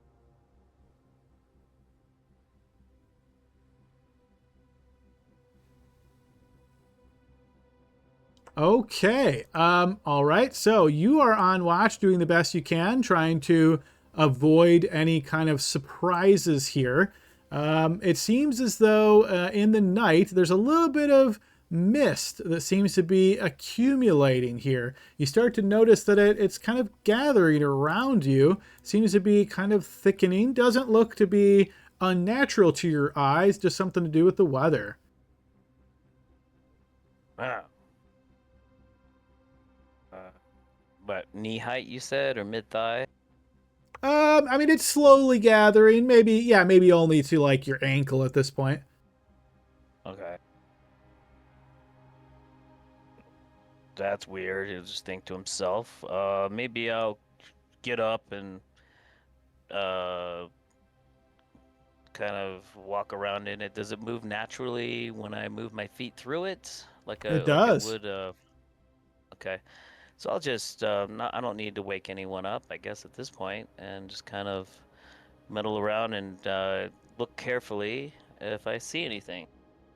All right, Glory, I'd like you to give me an important roll.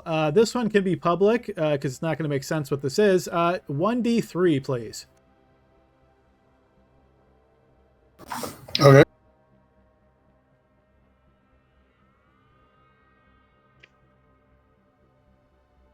Okay. All right. Caliban, as you're sleeping there in your tent, trying to get in some Z's for this travel that you know is going to be pretty rough the next day, you are suddenly awoken and you notice something right in front of your face. It is quite creepy looking, in fact, and you're going to notice this lower part of its body seems as though it's kind of made of mist. The upper part of its body looks very alien. And you're going to see, as it is looking at you and you are lying down there, you see this bit of semi-solid gaseous tendril is currently going down your throat. I'm going to need you to give me a strength saving throw, please.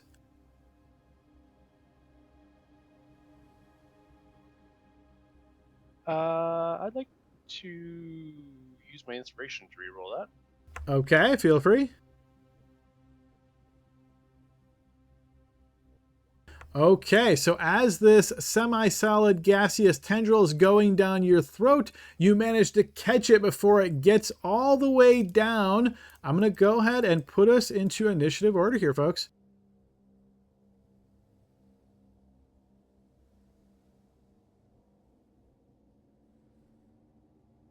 All right, so luckily that was a really good save to make. Had you missed that save, then you would not be able to speak and you would have been grappled. And you can probably guess how dangerous that would be, right?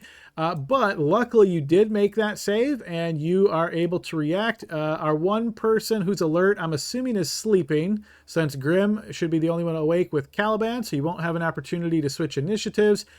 If you're in initiative, but you're currently sleeping, obviously you won't be able to do anything unless you're awoken.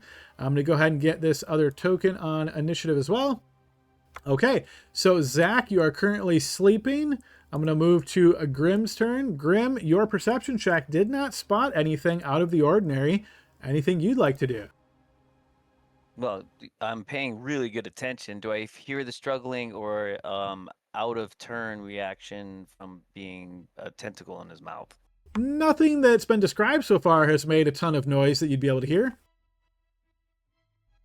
Okay, well, I'm just gonna keep, I don't know, circling. I mean, obviously I want to run here, but I won't. So, I'm just circling in a circle. So not to, meta game it too much. I'll just stay there, I guess, and put on my shield. I believe your shield is already on because you said you were having that in your weapon. So we'll assume you're standing there, keeping your eyes peeled to see if you can see anything. I'll take a dodge action in my turn. Sorry, bud. All right, on the creature's turn, realizing that you are now awake, you are going to hear it mutter, and you're surprised, Caliban, as it speaks in sort of very musical kind of common here. You hear it say, No milk, no cheese. You get what you deserve. And it is going to attack you. All right, so what it's going to do is it's going to slash out with a couple of clawed hands here. You are currently lying on the ground, so you are prone, so these attacks will be at advantage. 15. Now, back to what you typically wear when you're sleeping. Yep, he will not be wearing his armor, so I imagine that would be under 15. Can I take a reaction to shield that? You could, yes. I would like to do that. All right, so as you're on the ground there, you utter... Well, actually, you're a warcaster, so you don't even have to do that. You cast shield, and that barrier pops up. What is your dexterity? It is only 11. Okay, so that makes your AC exactly 15, right? So I think that's still going to hit you then. It would, yep. Okay, so you could take back the shield if you want, because the way we're playing this is, yeah, you would know. Okay, so that first claw is going to hit you.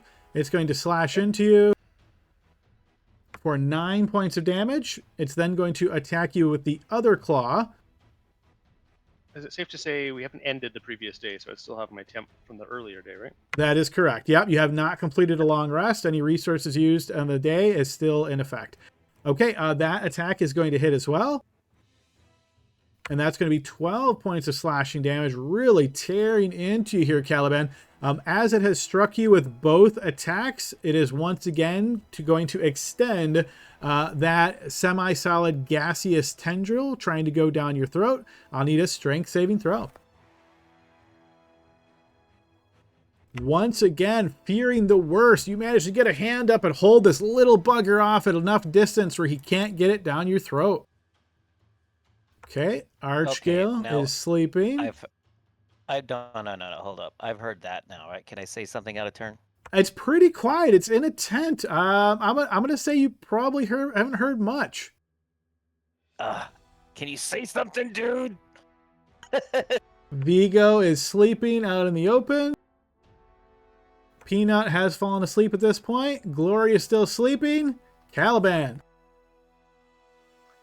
Can I use I hate saying the word thaumaturgy?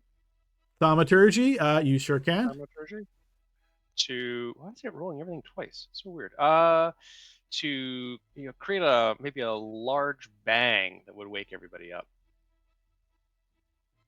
You could say things out of turn, I think. So you could just say, "Hey, I'm under attack."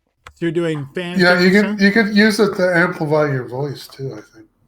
Yeah. Oh, yeah. So as a voice, I would use that. Yeah, exactly. To amplify booming voice. We're under attack. There's something in here in my tent. All right, Grim, you certainly hear that as the voice echoes out. Everybody else will see if you manage to wake up from that sound or not. That's going to be a check. But yeah, Caliban, that was your action to cast that cantrip. Anything else? I don't think I have a bonus action for anything else. Can I stand up? Was that? You can stand up using half your movement. Yep. Yep. I will. Yeah, I will use half my movement to stand up, and then can I get myself out of the tent? You can. As you step away from this little flying creature, it is going to slash out again with a claw. Sure. 12's going to hit you. Could I try my shield on that one, though? Now you can, yes. All right, go ahead and burn that shield slot. And that sets your AC to 15. That claw will bounce off your arcane barrier. And that was my last spell slot for the day. I'm out there on my skivvies. What I can do as a bonus action is summon my sword to my hand. All right, so I imagine it kind of just like sputters from inside the tent. Whoop, goes right to your hand. Yep, exactly. And that will end my turn. All right, Barnaby, throw me a perception check. This is just going to be a DC 10 to hear if you heard the booming voice. Because he did a booming voice, I'm going to even give you advantage on that. 22? Yeah, so you certainly are awoken by this booming voice. Remember, whatever you would normally sleep with, that's what you wake up with, and you're currently prone. All right, I don't have my chain shirt armor on, but I do have the vest that my sister made me. It does not give me any form of protection other than family love. The most All right, protective so I'm of gonna. all. You know what? It's all about the family, dude. You know. All right, so Barnaby's gonna get up, not really knowing what's going on. Under attack over here. There's a tent. What's yeah. his name? The new guy's fucking screaming. Yeah, so I'm gonna come over here. And then as my action, I'm going to go ahead and cast Blade Ward again. And that'll end my turn. Okay, Zach, perception check at advantage, DC 10 to see if you are awoken by the booming voice. No, you're sleeping pretty soundly in there, Zach, dreaming of rocky hills and things. No, nothing's going right by you. Grim, your turn. Where is he? In your tent? Yeah, it's a little creepy looking thing, little ghostly thing. Get out of the way. 5, 10. I'm a big guy. I'm gonna jump in. I'm gonna stand in that tent at him and melee that little guy. Feel free to step into the tent. It should reveal it for you there, and you'll see what you see. All right. Full send. You swing out with the flail, and that does indeed connect into the creature. You notice as you swat it super hard, it has no effect. Oh shit. Oh, this is where Shield Bash has the new wording for 2024. I never thought there'd be an opportunity because it says not only do you have to hit the creature, you have to deal damage. And I was like, when am I not going to deal damage? I didn't think they were immune. Right here. Yeah, thanks. Way to show that. So I'm not bashing this guy. Okay. Can I shield bash Caliban to get out of the tent more? I don't think that's how it's worded, but that's clever. Yeah.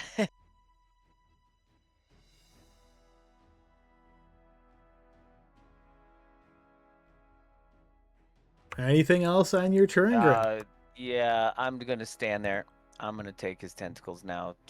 Bring it to me, buddy boy. Get out of here! Wake everyone up, Caliban! My weapons didn't work. Am I in my turn? All right. Noticing that your attack had no effect, it gives this evil grin as it flies out the flap of the tent. You can take an opportunity attack if you wish. No. It is going to fly this way. You see these like purplish eyes land on you for a moment, Caliban, and then you see the grin crosses its face as it looks at the still on the ground Vigo, and it is going to attack Vigo. So here comes a couple of claw attacks at advantage. Vigo, go ahead and give me a perception check at advantage. We're going to see if you're even awoke at this point.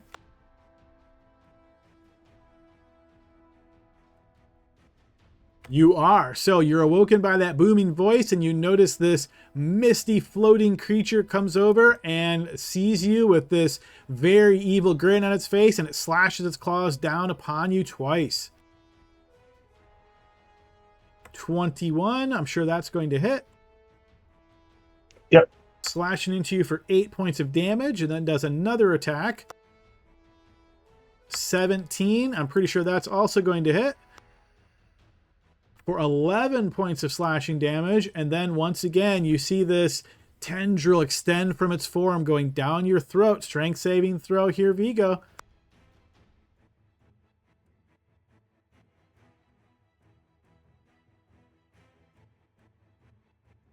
Nice. Yes. Again, you managed to hold this creature off. That tendril goes no farther. All right, Archgale, perception check at advantage DC 10 to see if you're awoke. You are. So you're currently prone on the ground, and whatever you sleep in, your turn. All right, perfect. So I'll wake up, and then I'm gonna free action, grab my sword, half movement, stand up, action, cast light.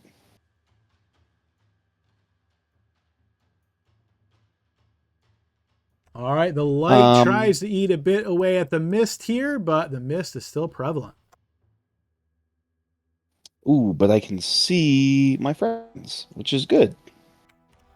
Upon standing up, I'm kind of still half in a daze, kind of sleeping, and I'll let out a battle cry, Night Watch to arms, from my time in the city guard. Okay. And I will cast Healing Word bonus action on, oh, let's see here, Caliban. All right, a healing word goes out to Caliban. And I'm going to use the fun macro. Oh, wait, that was not the macro. Let me do the well, 5. This will be really easy to calculate. +1 +3, so that'll be 14. Awesome. Thank you.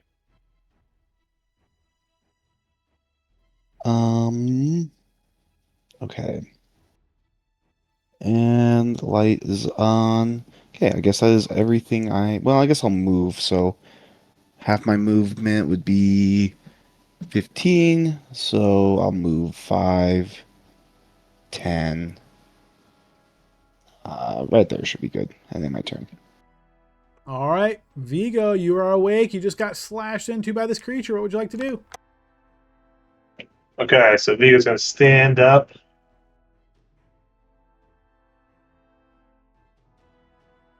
And I'm going to cast Moonbeam.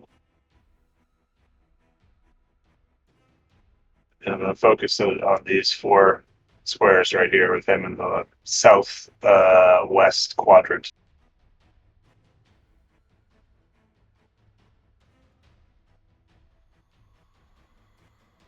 All right, Moonbeam springs into existence. Go ahead and post that.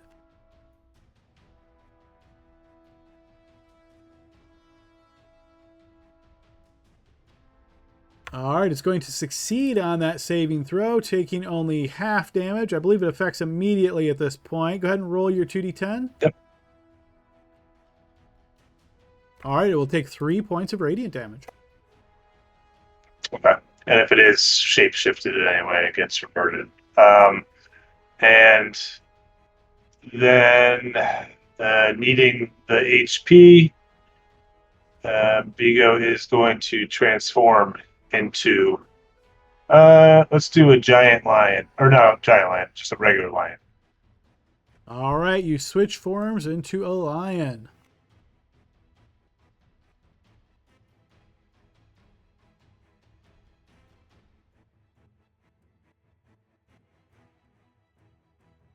All right, anything else on your turn? Okay. No, that's going to do it. All right, the mule, it might be awake. If so, he's a little panicky and not doing a whole lot, though. Glory, perception check at advantage, DC 10.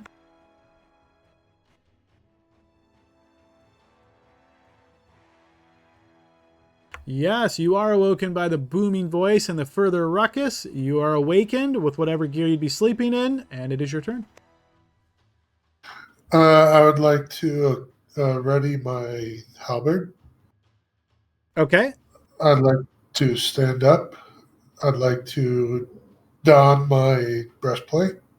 So donning armor takes pretty long time. I think with medium armor, let me double check, but I think it's something like a minute. Okay, never mind the donning armor. Then the readying my halberd, that was a free action, or Interact with objects, sure. I'm assuming it's just like at your side there, so you just grab it. okay? So I still have my action and bonus action. You do, yep. I will rage.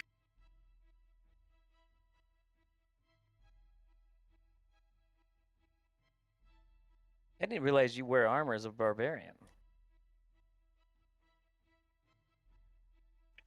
Breastplate, at least in the last edition, was superior.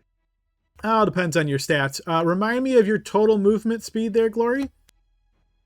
30. All right, so you stood up, which would cost 15, so you'd have 15 left. Oh, 15, yeah, that's 15. right. That's right.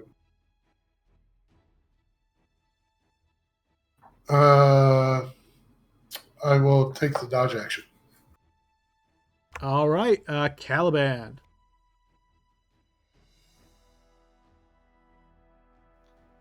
I think Caliban doesn't really have anything for this thing. He saw Grim's flail go right through it. He is going to take the disengage action and move back to Archgale. It's otherworldly. The weapons just go right through it, and yet it can hurt us. And I think that's all I can do. I'm at full health, so I can't heal, so I'm in good shape. I will end my turn. Okay, Barnaby.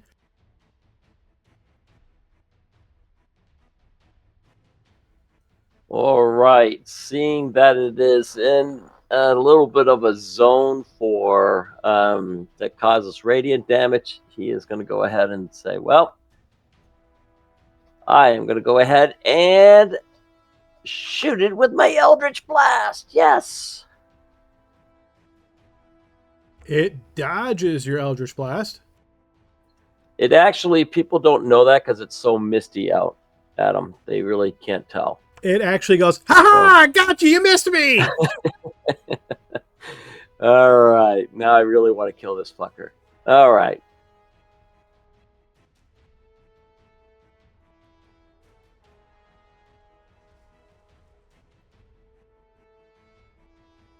I'm just going over here to spread out a little bit. All right, Zach, perception check at advantage, DC 10. Can you sleep through this as well? Ah, you've awoken this time. Oh, what's going on?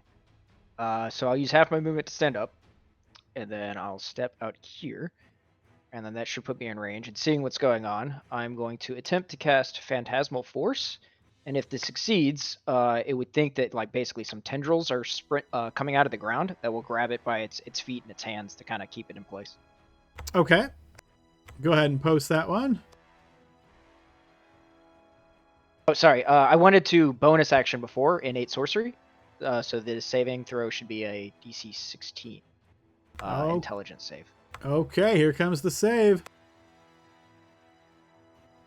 Yes, it certainly looks confused, as those of you around it don't notice anything occurring, but you notice it kind of moving a bit erratically. And that will end my turn. Okay, Grim. Pissed off in pursuit. 5, 10, 15. Whoa! Fucking moonbeam. Can anyone dispel the mist? Tell me how you got there real quick, Grim. Oh, 5. I'm assuming there's a door there. The flaps open on the west and the east side. Yeah. I just saw your token go like this, so I'm trying. Yeah, 15. 5, 10, corner, 20, whatever you wish. So you did that. Okay. Yep, that works. All right, so he drops the F-bomb on the moonbeam, and he says, can anyone dispel the mist or dispel the magic? Ah! And I growl with my pointed teeth and take a dodge action.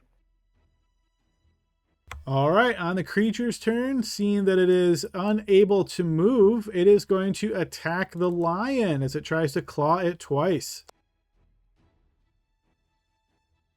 18 against the lion. Remind me of the lion's AC. It should be. I think it's 17. All right, double check, but it sounds like that will hit. So here comes a claw attack.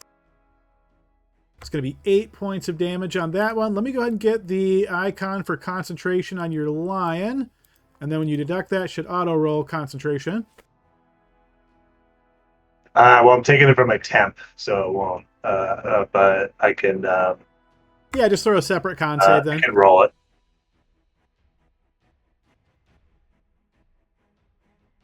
Oof. Yeah. All right. So the moonbeam will fade. It is going to attack you with a second claw. 13. Sounds like that is going to miss. Okay, move to Archgale's turn. All right. I'm going to cast. Let's see. Everyone's looking good. Yeah, I'm going to cast Guiding Bolt at the second level. which just adds 1 additional d6. Let's see if I can do that. If it will.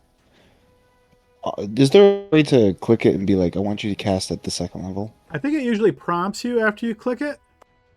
All right, let me try it. Oh, there you go. Perfect. Thank you.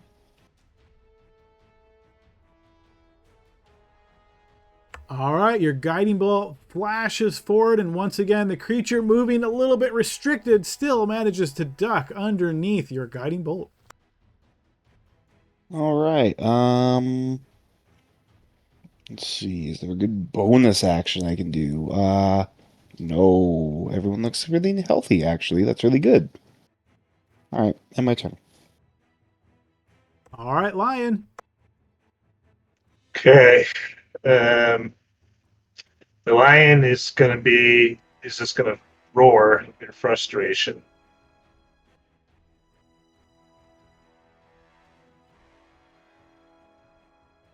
All right, you roar at the creature. Here comes a wisdom save. It is not frightened by your roar. Okay. And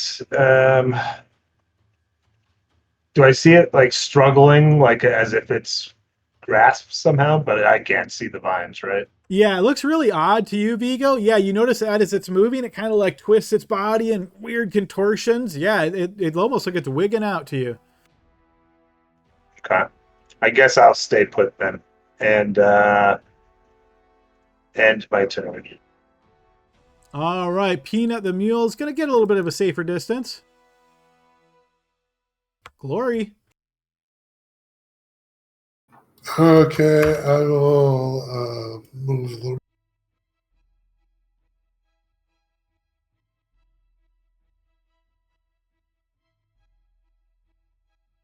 to there, and then I'll try to attack it. Okay. It ducks under the swipe of your halberd.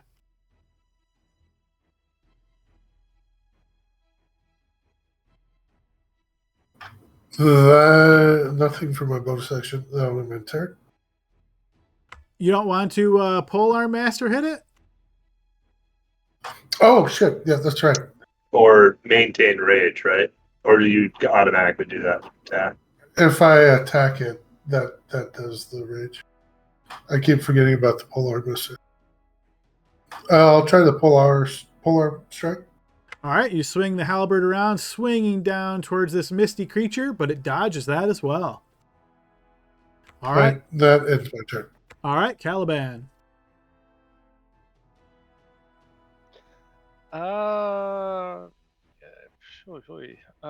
Caliban doesn't have much to do here.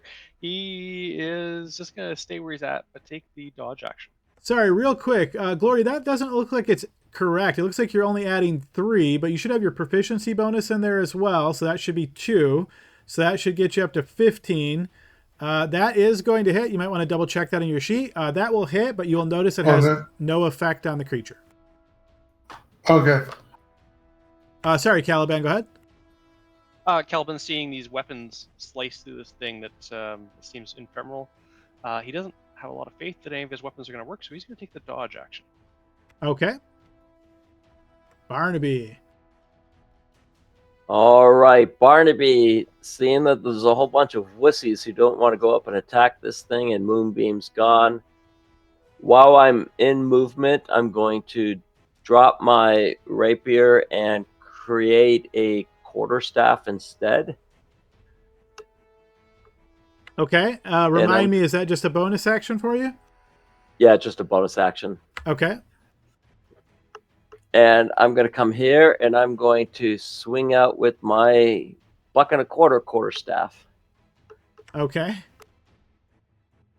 Yeah, that'll connect. Again, it's going to be radiant damage. Looks like you still have Bless on there, which you wouldn't have now, but an 18 still going to hit. 11 radiant. Okay. How do I have Bless on? Oh, hold on. Yeah, sorry. I'm not used to turning it off every time. Yeah, no worries.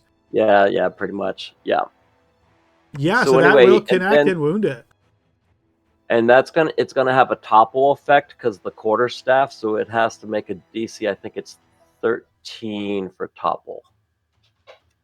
Can you post topple?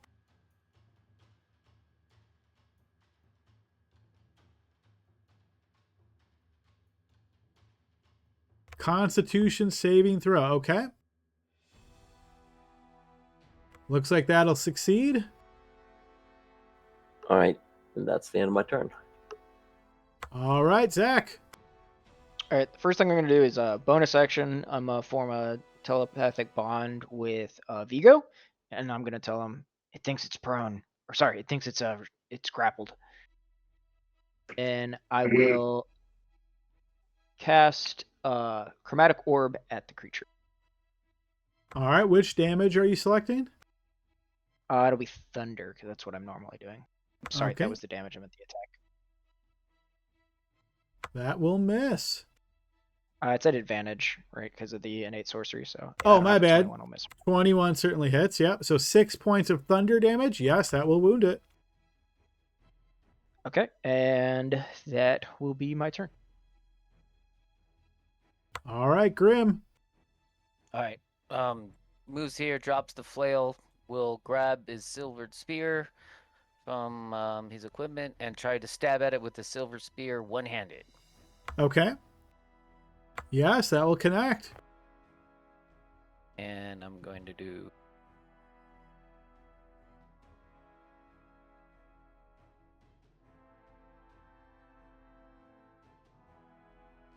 That will wound it. Nice.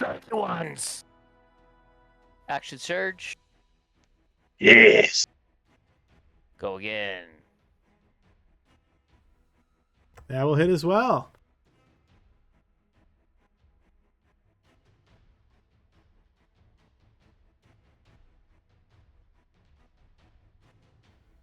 Wounding it again.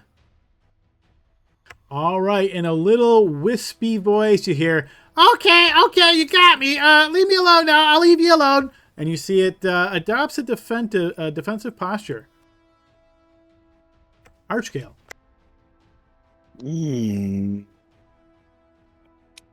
Yeah, I don't care. I'm gonna cast. I don't know if I really want to like use a whole lot of resources. I'm just gonna cast Firebolt at it. Okay. That will be a fumble. Go ahead and post a fumble.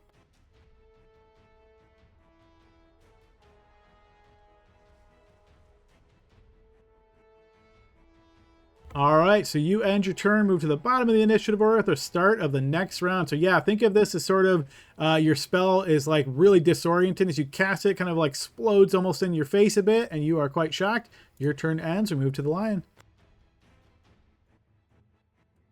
Okay.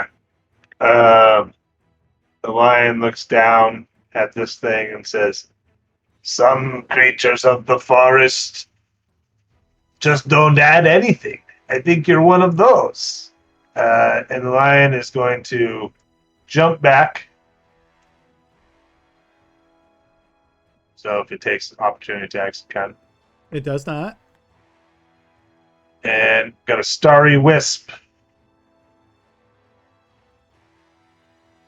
Post again. You're attacking at disadvantage. That will hit.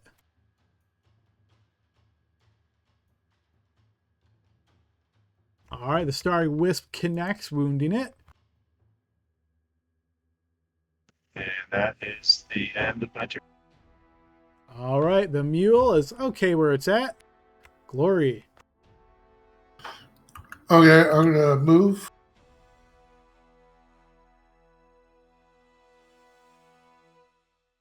To there.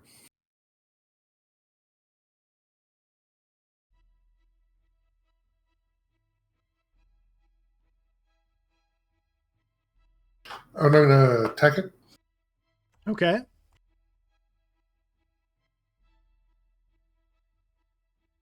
That attack will miss. Well, I already know the polearm strike's not gonna do it. So in my turn. Okay. Caliban.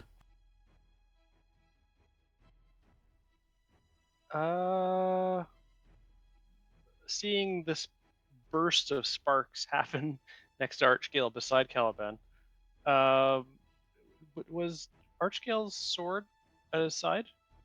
Doesn't he have a silvered sword? It's in my hand. What's in his hand? Harder to yank out of a guy's hand. Grab it and go. Yeah, that's what my thought was. Is like, oh, could I grab his sword while he's fumbling around with these sparks in his eyes? I mean, if he lets you take it, I'd let you do that as interact with object, assuming you have a free hand. Well, yeah, I do because I only have my sword in my other hand. So yeah, I will attempt to do that. All right, You can Archgale. take it. All right, he lets go of the grasp of the silvered sword. You grab it. I will try to run up and give this thing a whack. All right, you jump Yeah. forward, stabbing forward at the creature. And it is a 1d6. I guess I can just do my regular longsword attack, and there's just the damage if I hit. Yeah, that works. So at disadvantage, 18 will hit. All right. Do I have a d6? I don't. Let's do that. You can just roll a d6 in chat. We'll add your 5 strength there. Sure. All right, blade skewers it, wounding it badly. Excellent. Okay, Barnaby. Just do we move on? But remember, flanking at times sometimes comes into play.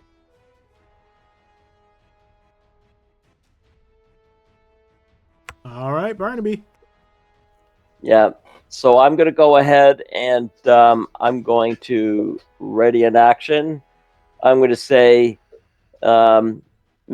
Wispy Creature, you need to fully surrender, go prone, and we will let you live.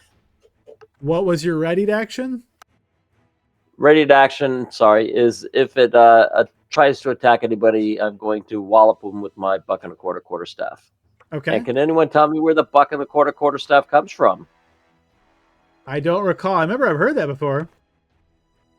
Daffy Duck, when he's saying, Oh, when my he's goodness. doing the, that's a buck and a quarter staff. That's going I way can't back do when. Daffy. I can't do it, yeah, but I do go way back. So Yeah. No, I kind of remember it now, yeah. Zach. Yeah, screw that. And I'm gonna launch a chromatic orb at it. I love it. Love it. 23, yeah, that'll hit. All right, so as the Nice. chromatic orb launches forward, as Barnaby's talking about a surrender, it will shudder up to pieces as it is destroyed. All right, we are out of combat, folks. The heck was that thing? All right, well, first off, I gotta say, in my defense, it looks like mist, doesn't it? I mean, I don't want to wake you guys for some fog, but I think Cal's got the better story to tell. And if moving forward, if we see this shit over again, feel free to wake my ass up. Does the fog remain? It does indeed. In fact, you notice the stillness of the fog seems to pick up, almost as like it is moving. If anybody has proficiency in Arcana, they can make a check to see if they can recognize that creature.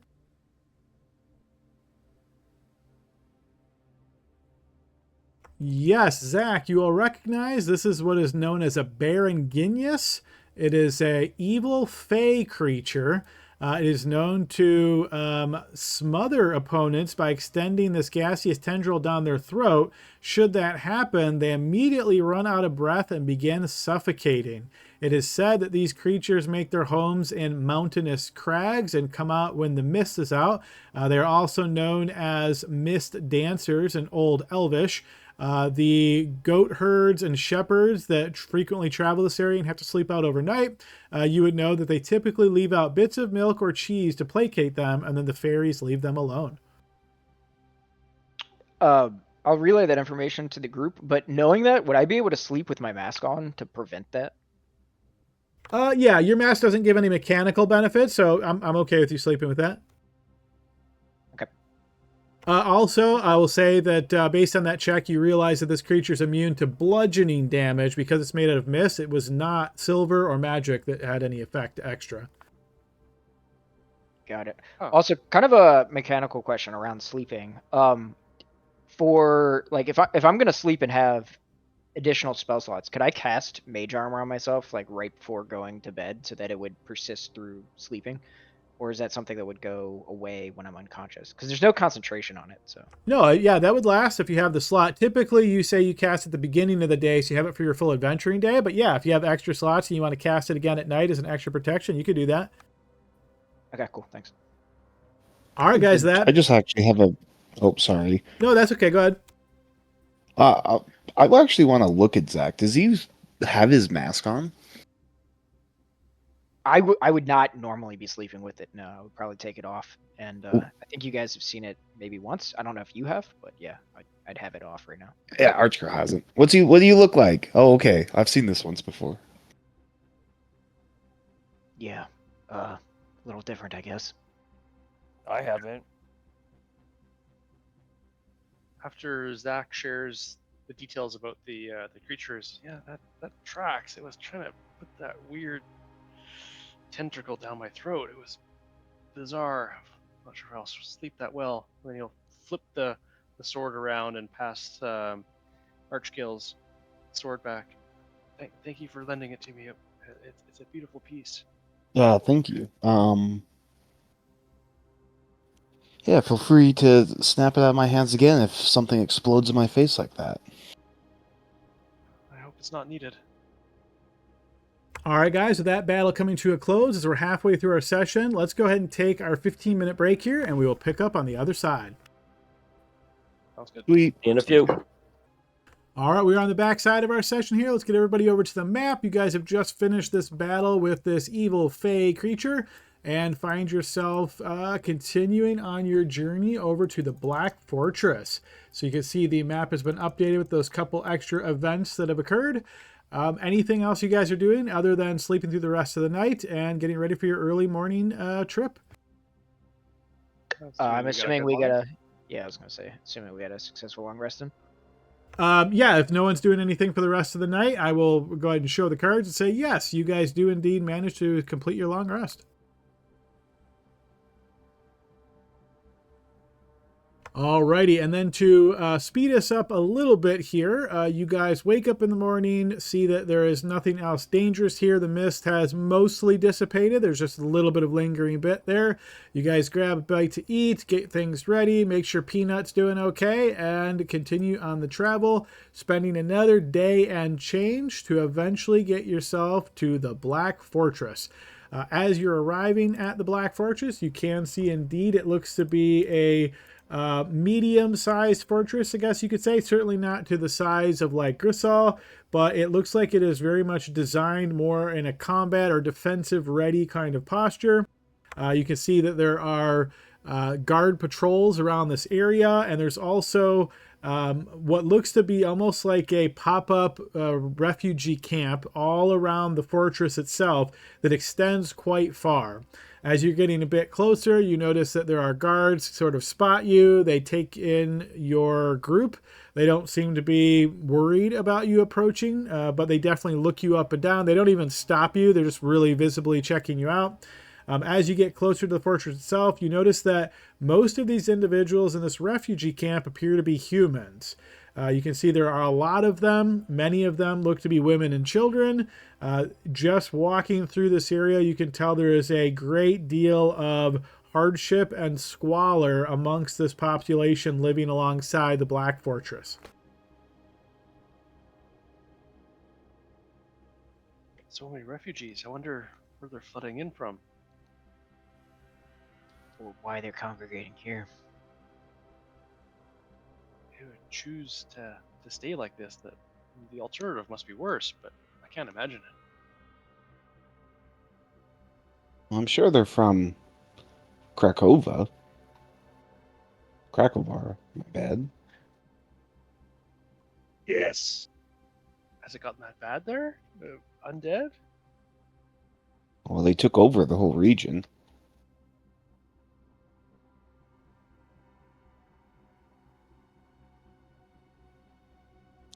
Why don't you ask him? I tend to not have the best reactions. Maybe one of you should ask them rather than befrighten them. Hey, dude. You alright? Where's everyone refugeeing from? You ask this to a woman who's got a couple of kids real close to her, kind of grabbing to her legs, and you see she looks up at you with this just like lost look of desperation, and says, What? Where are you guys from that you're seeking refuge? Krakovar. There you go, Krakovar. Well, good luck. I hope you have a long life. She I continues will. walking. If you'd like I to will stop her, you can. But offer. Yeah, I will just stop and give her a ration. she will take it from you, and you see her face doesn't fill up with joy like you might expect. It just seems as though she's faced much hardship, and this is just like she can't really be happy, but she does take it from you, and she looks at it, and then she looks back up at you, and you see she just starts dividing it among her two kids. These people feel broken. Maybe we can do something to fix that. Yes, that would be good. We could drive out the evil. We can't feed them all. Look at them all. We have to do something else though. I don't think at this point even freeing their home will make them feel better. No, but perhaps driving out the evils from this place will give them a place to actually live. I will do so even if I die trying. Brooklyn was right. This is the right group for me to be in. Yes, we absolutely have to do that. Well, let's see if we can't get entrance into the Black Fortress. Yes, I suppose that's step one. All right, so you guys make your way up to the Black Fortress itself, making your way through all of these refugees. You get up to the front, and you can see that there are dwarven guards there. As you begin to approach, you notice one takes a couple of steps forward and says, "You don't look like refugees. What can we do for you there, travelers?" We are here to speak with Jarl Whitebeard. Commander Whitebeard, on what business?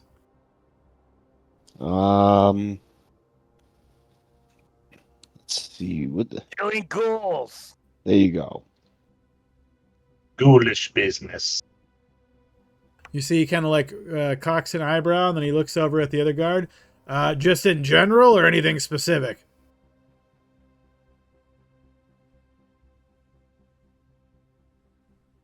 I don't know how much I want to say out loud. You know, with ghouls all around. Wait here. I'll see if the commander has time for your general query. Just tell them exactly why we're here. We were sent from Gristle, right? Oh, you come from Gristle. Were you sent by somebody? I will attempt to recall the name of who sent us, because I don't have that The written down. soothsayer or something. The girl, the girl at the sage at the 4th level of the Gristle. Marrow blight, is it not? You mean Tree-Hilled Shardspike? Yes. All right, you say this, and the dwarf says, the sage sent you. Okay, yeah, let me see if the commander's available. And he'll make his way inside the fortress. And it's probably about 10 minutes later as you guys are sitting here waiting out front before the guard returns. And he says, Yep, follow me.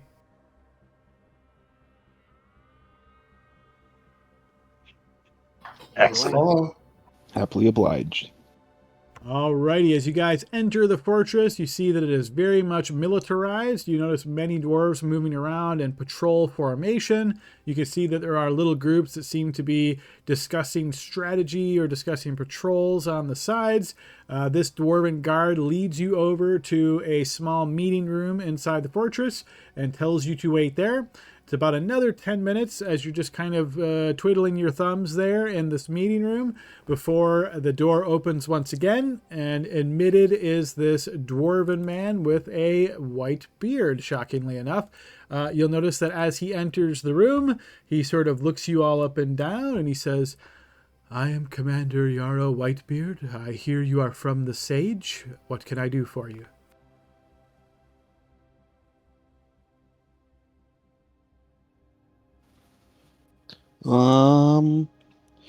Well, I suppose I'll do most of the speaking on the Zobek end of things. So I'll retail us getting a prophecy, and then mention the robes of Sister Adeline.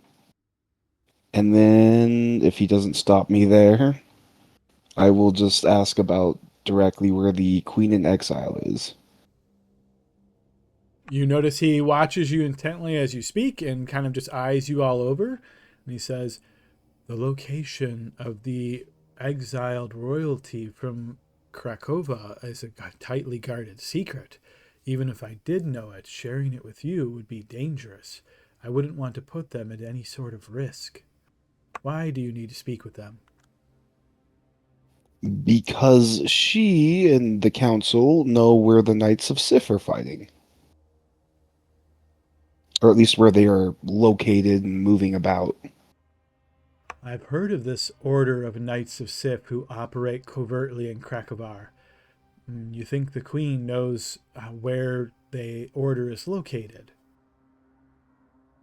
That's correct. You say you are sent from the Sage. Did she perhaps send you any kind of letter of introduction to vouch for that relationship?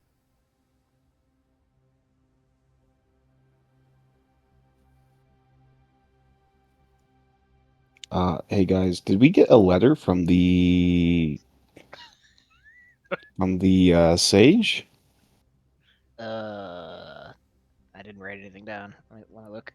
Not I aware. didn't write anything down for that either. If you have nothing that proves that they sent you, that the Sage spoke with you and asked you to come this way, then I'm afraid I would have to perform a slight test to make sure you are who you say you are, if you'll follow me.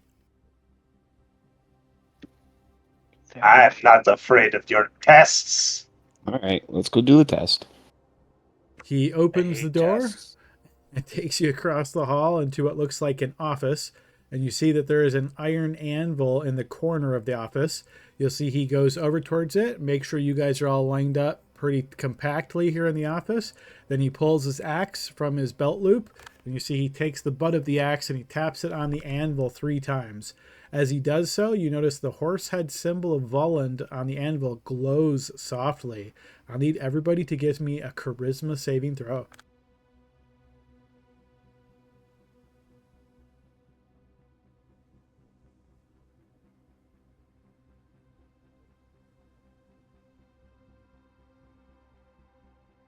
Okay, Barnaby and Archgale, you feel this magic sort of wash over you, but you just kind of shake your head. It seems to have no effect upon you. The rest of you, however, are affected. You realize that you cannot tell a lie. You notice Yarrow looks at both of you that succeeded on this save, and he says, "You two will have to step outside of the office for the rest of this conversation." Can you just try again? I'm used to failing. You see he looks at you again and says, "If you wish to wait." Oh, I'll just go ahead and leave if that's your. I'll go ahead and step outside. I mean no disrespect, of course. Archgill, Yeah. give me your notes. just he's just gonna test you, tell the truth, and then I'm sure we'll get brought back in. Okay, all right. and I will step out as well. All right, as the two of you step out and the rest of you are here inside the office, Yarrow essentially begins to grill you about all of the activities that have led up to your journey here. He asks where you are really from. Did you really start in Zobek? Did you really travel all the way up here? Did you really fight any undead? Basically, he goes through and asks all of these questions. And it's think of this almost as like an interrogation. He doesn't ask anything super personal about you individually, but he certainly asks all about your movements, about your activities, everything that has essentially led you to here. If there's anything specific you're trying to keep from him, definitely speak up now. Otherwise, I'm going to assume that he's asked pretty much everything and has at least a high-level summary of everything you've done since you've left Zobek, or even your activities in Zobek. If anybody wishes to try to hide anything or refuses to answer, now is your time to speak up. I would say that he would probably deduce pretty quickly I would have told him the truth anyway. All right, fair enough. So one of you that's still in the room here and happily answering all of these questions, I'd like you to give me a persuasion check. I can do it. 1 sec.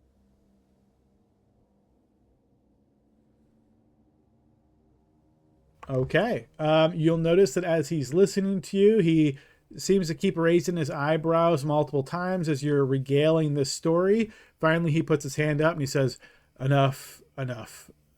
I believe you are who you say you are, and your journey here has been quite eventful. I appreciate you sharing it for me, and I apologize for this use of this item, but I have to be sure. You can only imagine the number of subterfuge activities that are being launched from the Empire trying to fell and thwart all of our efforts.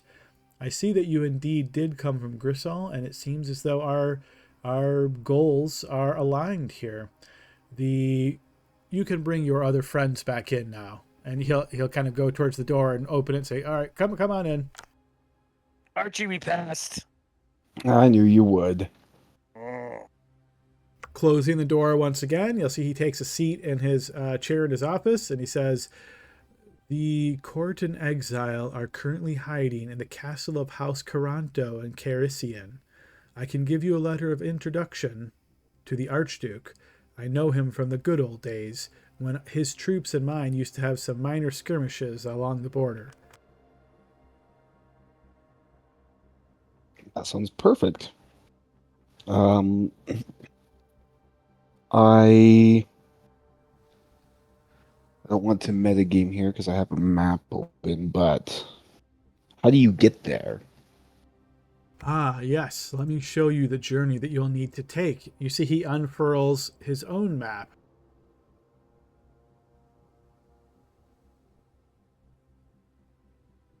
All right, you'll notice this is a new section of the world of Midgard here, and you can see your activities should already be revealed there. Hopefully this all lines up with what you guys recall. Now that you're at the Black Fortress, he will point on the map to the north, where you can see, having to go a bit off path, you might call it, is the town of Carisian. Or Cariessen is probably better pronunciation. Cariessen, so to the north here.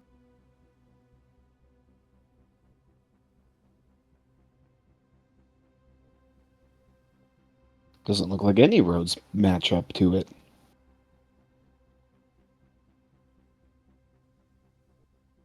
And you see Yara will look towards the map and he will say, some do, but not the kinds that generally are accessible to you.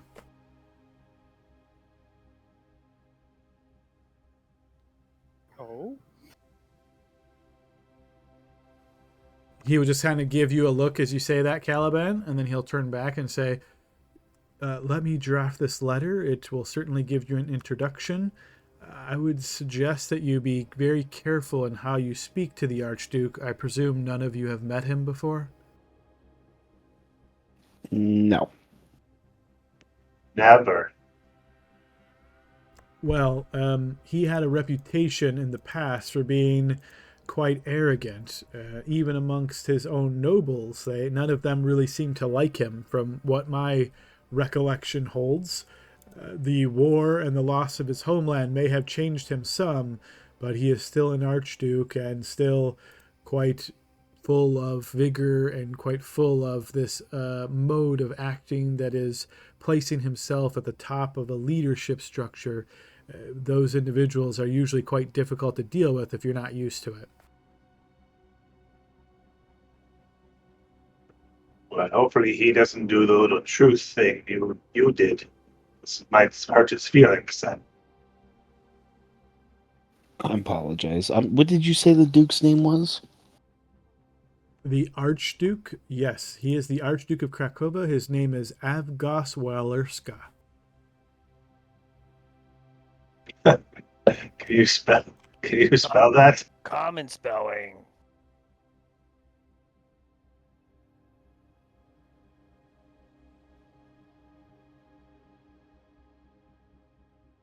And he will, of course, jot that down for you. And you see he looks to you and he says, I don't mean to be rude, but if there's nothing else, there is a lot going on here managing all of the refugees and always staying alert for any attacks from the Empire or the Duchy. Is there anything else I can do for you? Just 2 questions. Give or take, how long is the journey to Kerrison from here? Depends on how fleet of foot you are, but it's about 100 miles north of here, so probably going to be about 8 days journey. Okay, and second question is do you have anywhere here that we can stock up on provisions for that journey? Some of the refugees outside have been quite ingenious in coming up with small business and things. If you have the coins to afford it, I would suggest you go through them. It's be a bit more expensive, but they can use all the help they could get. If you find nothing that suits your needs or there's something special that you are looking for that they don't have on offer, I can connect you with our quartermaster and might be able to provide some things that they won't have. One more question. Do you know if there's any dangers along the way, or like known dangers? We were attacked by a wyvern on the way up here, and we'd like to, avoid something like that again if we can. Well, yes, there are dangers, certainly. I think wyverns probably are not something you'll have to worry about to the north. That sounds more of a southern issue, all right, in the heart of the Iron Crags there. Going to the north, we still have some influence of the Iron Crags, but not as much. You're more likely to run into humans, to be honest. Patrols from Dornig to the west is certainly possible. Krakowan refugees, we see them coming from all locations, really, from the east and the north. That's certainly possible. We have heard some strange tales of a chimera in the region, but have not laid eyes on it or actually had anybody that laid eyes on it. Just people have heard about it. Good to know. Mentioned Thanks. roads we might not be familiar with. What were you referring to? There is a Fey road that goes directly that way from here to there, but it is not something that you will have access to. I don't even have access to it, to be honest. So we just need to navigate? Are there open plains? Is there some way of finding this? It is mostly a straight path. You will find a little bit of rolling hills. There are some plains, but more or less rolling hills is what you're going to experience for the next 8 days of travel. Understood. And is there anything that, before our journey, anything we can help you with to prepare while we're here? Maybe we can help in some way? You seem so overwhelmed. You saw all the refugees outside. There's so many of them. Just trying to tend to their needs has been a full-time job, and it's not something we're really set up or prepared to handle. Doing the best we can, but if there's any aid you can offer to the refugees, that would be appreciated. We're obviously on a higher mission, but we'll do what we can while we're here. He will incline his head. Yes, that would be helpful. As I say, there are many desperate people, many women and children who've lost their husbands and fathers in the war. They have fled here seeking what little support and comfort they can find. We are trying to figure out what best to do with them, whether to try to send them down to Grisal, but as you've experienced yourself, that journey is not without its own dangers. Any chance you have a library that may have information on these creatures, this chimera? I'd like to read about it before we begin our journey. Not here in the fortress, I'm afraid. We don't have much use for books. This is mainly a military installation. The little I can tell you about it is it's a winged beast with multiple heads. They say the rumors say one of them is a dragon's head, one is a goat's head, and one is a sheep's head, something like that. I've heard strange tales of chimera in the past, but I've never seen one.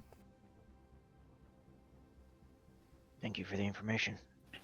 Did we ever get that picture identified that we found on one of the ghouls? Nope. I'd like to take out and show him the picture and ask. I'll say, you seem very knowledgeable in great many things. Do you happen to recognize this person? Oh, that's the picture I was telling you about when we talked at the anvil. And is this the charcoal drawing that you're referring to? This one here? Yes. Yep. Okay. You'll notice Yarrow kind of chuckles a little bit, and he'll say, "Yes, that's the Archduke right there."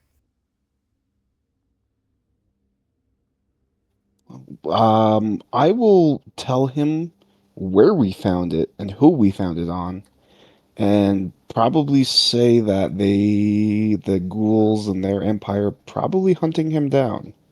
He will nod and he'll say, that lines up with what I've seen as well. In fact, some of my troops found this same drawing on a patrol of ghouls that we defeated. Why the Imperium is looking for the Archduke, I can't say. That's quite strange.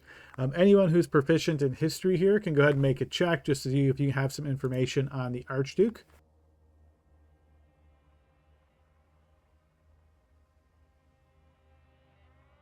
I will use my inspiration on that.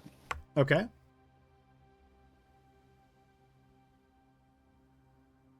You may have heard of his name before, Archgale, but no specific details are coming to mind. All right. Yarrow Whitebeard will then nod and say, this sketch, I would take it with you when you go to speak to the court in exile. I'm sure they'll be interested in seeing it and understanding the level of danger. You can let them know that I also, as I mentioned, captured one of these when my soldiers defeated a group of ghouls. It wouldn't surprise me if others have this as well. Why exactly the ghouls are looking for him is hard to say. Obviously, he could be considered next in line for the throne of Krakovar, though that land has been completely claimed by the Blood Duchy. So why exactly they think him important, I cannot say. Has your beard always been white? You see he looks up at you with a slight grin on his face, and he says, "Not always, but longer than I care to admit." So you were named Whitebeard when your beard was not white. Very interesting. You see he nods. Whitebeard is my family name, come from a long line of white-bearded dwarven men.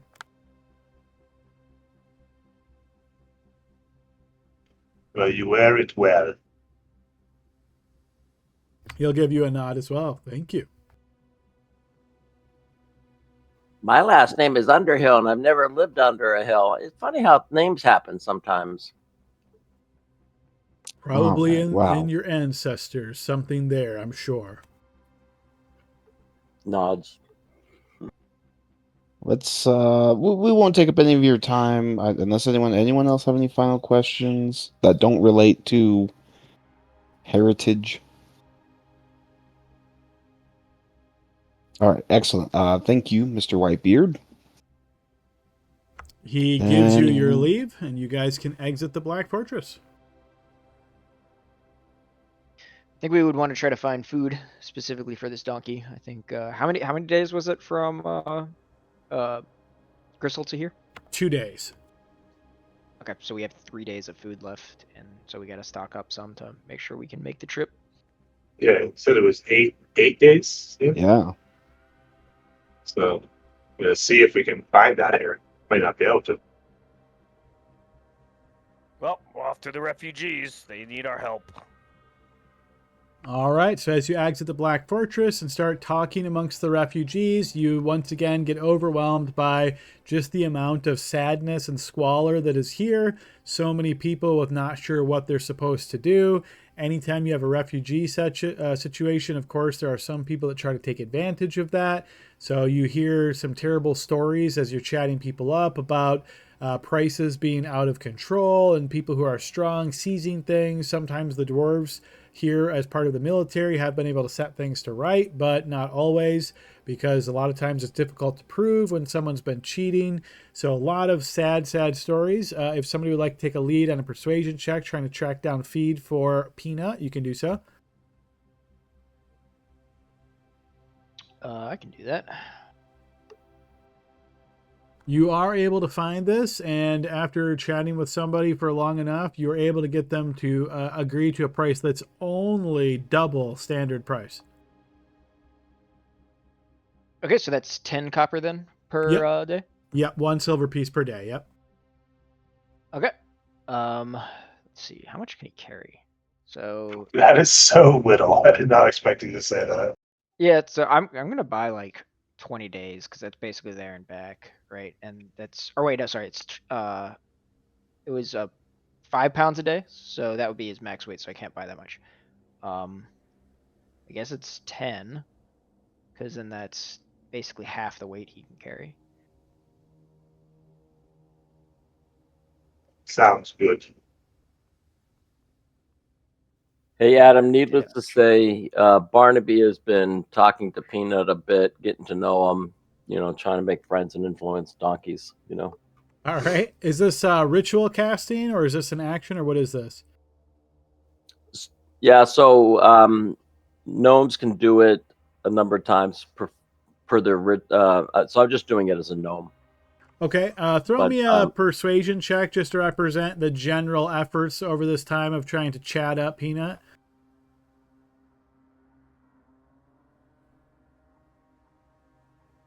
Yeah, and I think that I also get advantage on this here. I'll look it up in a second, but I'll just go ahead and cast. Do you want me to cast persuasion? Okay, there we go. Yeah, just persuasion, yeah.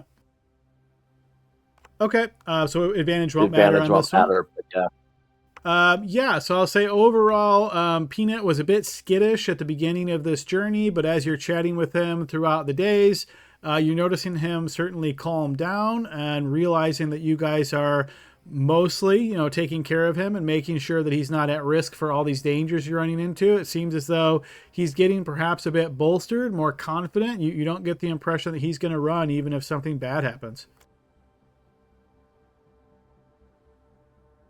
More importantly, I just want a friend, He's very limited intelligence, so not unlike some of your other friends. No, I'm just kidding. But Adam, don't be rude to my donkey. Well, as an animal intelligent, right? His main concerns are about food and travel, making sure his feet are okay. Like it's not very deep conversation for sure. There you go. All right. Is there anything else, guys, that you're trying to acquire here at the refugee camp outside the Black Fortress before continuing your journey on to Carriessen? So I have 8 rations left. So do we have enough for everybody for this? I have 3 left on myself and 10 on Peanut. I'm sorry, how many were we supposed to deduct on the last trip? Was it 3? 2. 2. I still have 12. I still have 8. I have 13 total between what's on me and what's on Peanut. I have 30, but I believe I'm holding some for someone else, so it should be 15 and 15. So we have enough to get there. I have enough to get there, I'll say. It seems like we mostly have enough for there and back, and we could maybe have to do a little bit of foraging on the way back, like a day or 2 worth. Yes, we'll make it work. Well, bold of you to assume that we're coming straight back from there. Well, we'd have to find more supplies on the way. Yeah, But it seems they'll like probably have some there. Yeah, well, we'd hope, but it seems like the logical conclusion is we go there, find out where the people are. What's their name? The Knights of Sif, and then we go meet up with the Knights of Sif and get the robes. make it sound so easy. Wow. I didn't say it would be easy, but that is the roadmap I foresee. Actually, I this might be a silly question to ask, but do we know why we're getting the robes? Like, what's the goal after that? Does anybody Told- remember? So to stop the wedding between someone, someone, someone. Yeah, the dark wedding. The dark, yeah, right. But do we know how to do that? So yeah, so Rava says, "Holy robes of Adeline to stop the dark wedding and then defeat the leader of the Ghoul Rising." There you go. Yeah, sounds pretty simple. You chop off the head, the whole empire, promise. I could stop the Assuming- wedding. I could just go right to the band and kill them all. That'll stop the wedding. If we find the robes, I'm sure they'll reveal their secrets to us. Give us the next steps that we need to take. Yeah, that sounds fair enough. Who's gonna wear them? Not me. That little Oh. finger we brought, we'll just make it really small. They might not fit me. I'm a cleric. I'm not opposed to wearing robes. I mean, I certainly could. They just might look a little ridiculous. Well, then Well- it's settled. Archie gets them. I mean, we don't even know if that's how they're activated. I mean, in one story, it just says that there's a piece that's ripped off, not the whole entire robes. We don't even know if we're talking about the whole thing, even. I call it, if it's a bandana, That just sounds like desecration. no. All right, well, maybe this is some stuff we could talk about on the way there.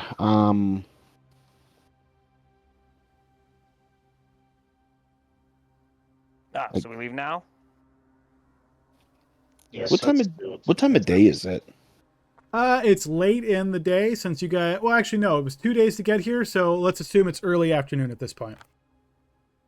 Yeah, why don't we just wait out this day and start fresh early in the morning? That way we can No. avoid. Okay. I vote no. We move on. We march on. We march strong. These Headstrong are- into battle. These are very desperate people here.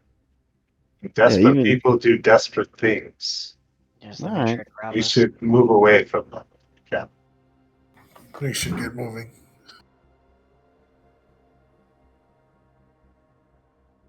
I wish I could help them, but the best I can do is give them some coins. I don't know if you want to start handing out coins here. Yes. Yeah, maybe you're right. Maybe the best thing we can do is just give them move on, and once we free their land, we'll be able to help them in bigger ways. That is the spirit. Long term, we are helping them by leaving.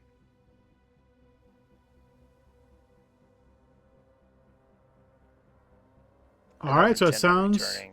This is my last glorious march to defeat the ghouls. Sounds like I'm hearing the group wants to beat a quick leave from the Black Fortress here and continue on the journey.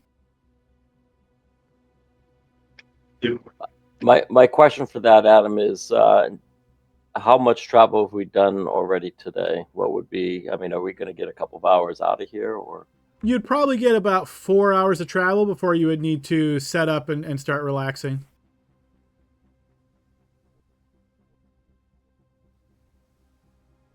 That sounds good. Yep, I'm good with that. All right, fair enough. So you guys make your way out of the Black Fortress here. You've picked up a few extra additional traveling resources. Very much like some of your companions mentioned, there does seem to be a lot of desperation here with the refugees, and the dwarves are doing the best they can to manage this. You see a few people kind of eyeing your mule pretty closely. But you guys keep a tight hold on and quickly exit this area and get beyond any eyes of the refugees. So you're starting to travel north. This journey, for at least the first little part of it here, you realize based on some of the conversations that you've gathered so far and just general world knowledge that you're basically going to be traveling along a political border. So as a reminder, those of you guys that have the link saved for the Midgard map, Carriasen is just on the western side of the Greater Duchy of Morgau. So you're basically following a political border to get to Carriasen. If you were to cross it to the east, you would be going into Greater Duchy of Morgau. That's the Blood Kingdom. That's where it is known that, vampires essentially rule. So my presumption here is you guys are going to try to stay out of there, but feel free to let me know if that's an incorrect assumption. If you do choose to do that, basically you're staying on the Grand Duchy of Dornig side, which is like a human kingdom. At least you guys would know that at a surface level. I would say we should stay on the western side for sure. Yeah. Yeah, I think we want to avoid vampires if possible. Yep. All right, I assume that was a pretty safe assumption, but don't ever like to take choice out of the player's hand. So, all right, that works. All right, so yes, you guys travel for about 4 hours in this day, getting outside of the Black Fortress, mostly heading due north. Sometimes you're veering a little bit west to doing the best you can. Again, there's no physical indicator of where the borderline actually is, but you're using your best map knowledge that you can to avoid crossing it and staying more on the western side of that. As you guys travel that 4 hours, about an hour 3 or so, both Archgale and Vigo, you have this strange feeling, sort of like you're being watched. It's hard to say exactly, but every now and again you find yourself looking backwards, thinking that somebody might be behind you. You never spot anybody, but you can't shake this feeling. Everybody, be aware. We may be being watched. Oh, Ready my okay. weapon. puts on my shield. Mage armor.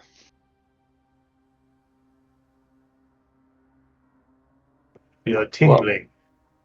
I mean, I get the same sense. I don't see anything.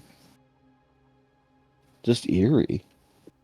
If we're not in town and everything, Adam, I just want to confirm because I heard everybody arming up. But if we're out marching, you can assume that we're using our wearing our shields and stuff, correct?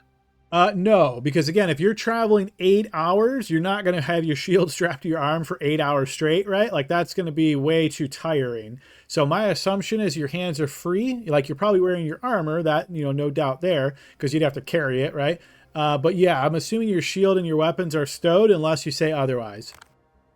All right, thanks. I misunderstood. I thought that was more for social encounters. Yeah, so I'm going to go ahead and put on my shield too. Yeah, me too. At this point, if I get that feeling. Okay, sure. So you guys basically all go into prepared mode, readying yourselves. You've traveled about 3 hours, about an hour of daylight left before you would have to camp. But no, you don't see anything as you look to your rear to see if there's anything there. Nothing appears. Is it possible? Is it not like the sending or the scrying spell or whatever? Or you could feel it? Is it in any way seeming like magical feeling? No, just how that feeling where every now and again where you kind of feel like someone's watching you. Maybe you're in an area with a lot of people and you get this weird feeling. You start looking around to see if anybody's looking at you. It's kind of like that, but there's nobody around but your own companions. Wonder if it's just our nerves acting up being so close to the border. Caliban or if Grim and I could hide, you guys move ahead and we'll see if anybody actually follows. We could catch back up with you in 20 minutes. We just keep marching. We're just getting the EBGBs. We're getting the yips. Yeah, we should Let's stick keep going. together. Yeah, so I like that idea. and I'm gonna specifically keep an eye towards the sky because of the reports of the Chimera.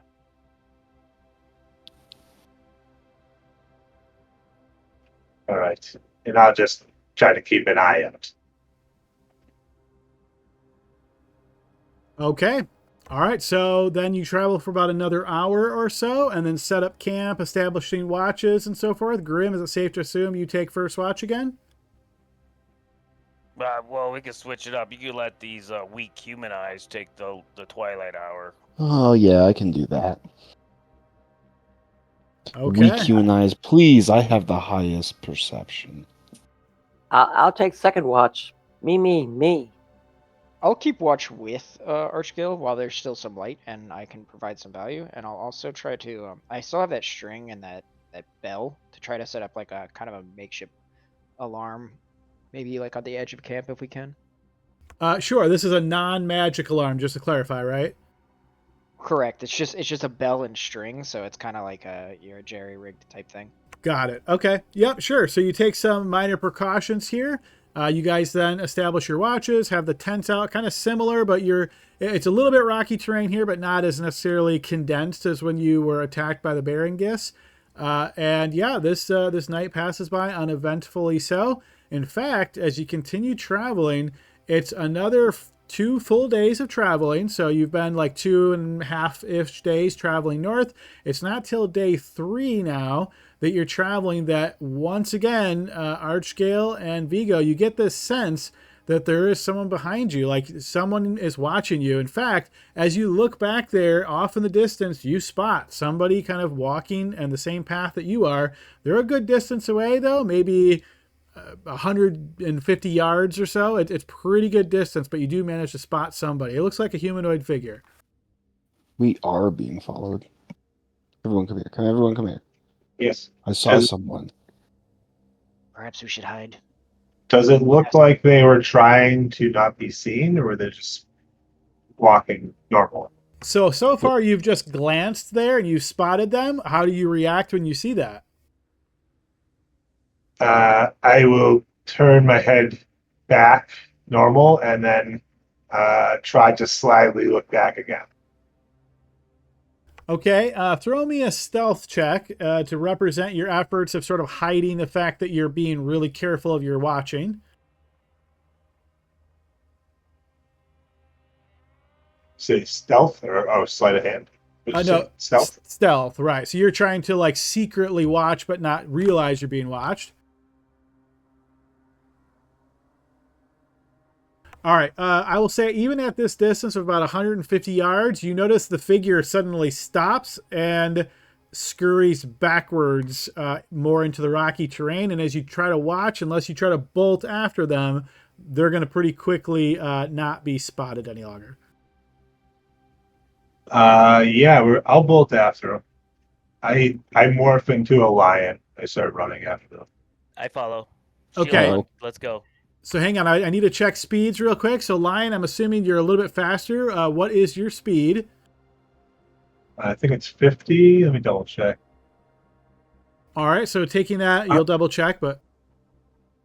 Yeah, it's 50, and I get a plus, I think it's 10 extra feet from dashing because of Charger. Okay, so you're basically moving at are you moving full speed, like 110 feet per round then? Yeah. Okay, so it's going to take you a little over 3 rounds to get to the spot where they were just before they bolted. The rest of you guys, is anybody moving faster than 60 move and dash? I am. I would be 70 because of 35 base movement speed. Okay, so slightly faster. Okay. All right, so everybody else, okay, and I'm going to assume everybody else is indeed dashing. If you're not, feel free to speak up or type in chat. But what I'm going to do then is I'm going to put the lion on the screen, and I'm going to put the rest of you guys a ways away because you're not going to obviously be quite close. So Lion, once you rush all the way up to the spot where they were before, I'm going to ask you to throw me a perception check to see if you could spot like where they were going while they were trying to avoid being detected by you. So go ahead and throw me a perception check. I think I used my check. This is better than the Lions. Okay, yeah, so you're following and you're trying to spot. You see them kind of ducking into different areas. You're keeping a really good line of sight on them. And yes, you do manage to see them kind of pop around a corner. I will say you realize you're getting pretty far away from your companions. You can continue and you realize this person won't be able to get away from you, but by the time you catch up, you're going to be probably, quick math, probably something like 200 feet out in front of your companions. They won't necessarily have line of sight on you. Are you good doing that? Yes, but I will let out a roar as I get close enough, just to let out some noise so people can somewhat follow that. All right, so you rush, you will roar, which would take like one of your actions to do that, to just make some sound, trying to make sure they know where you're at. Okay, I'm going to put you on this map here.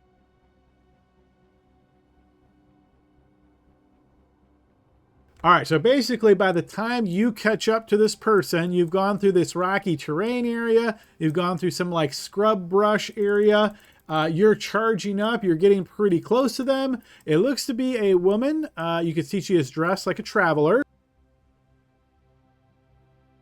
And as you rush up towards her, you see she turns and sees you coming. You see that she has a crossbow. And as you're getting closer, she like raises the crossbow and starts aiming it at you. Okay. When I'm within 15 feet of her, I roar at her. Okay, so I'm going to go ahead and put us into actual initiative then. So I'm going to put you like here, and we're going to assume this is where it starts.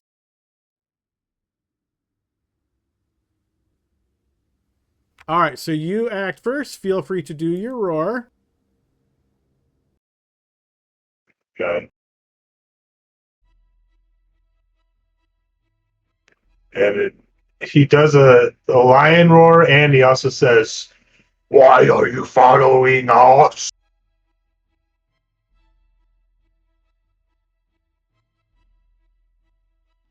Okay, you roar out. It doesn't seem as though she's frightened of you. But as you speak, you see she does look pretty surprised. And she says, "I'm not following you. I'm traveling north."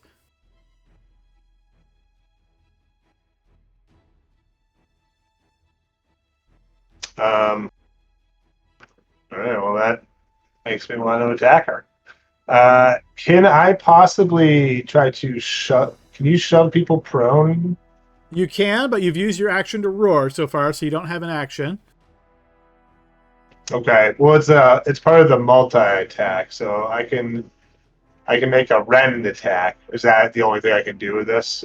I can't like do a shove or a grapple or anything.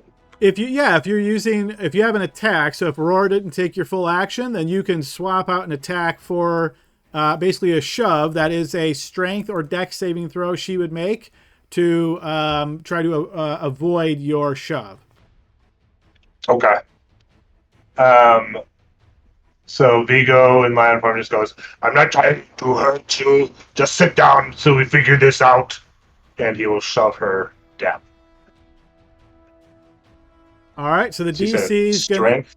Yeah, so she just makes a saving throw. The save is 8 plus your proficiency plus your strength. So what's your lion strength? +3. So see 3, 5, 13. So okay, so you do manage to shove her prone. Okay. That's the end of my turn.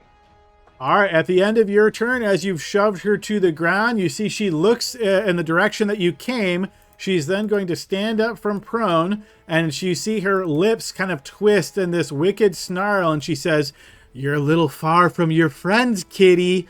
And she is going to attack you. You notice as she moves forward, this face of hers, it looks like it's caked with makeup now that you're this close. And she is going to attempt to attack you. So first, she's going to try to bite you. So here comes the bite attack. Remind me of the lion AC? 17. All right, so you notice her jaws snap near you, and you see that her teeth are actually quite sharp. As that misses you, she is then going to swing out with a clawed hand. You're no lady.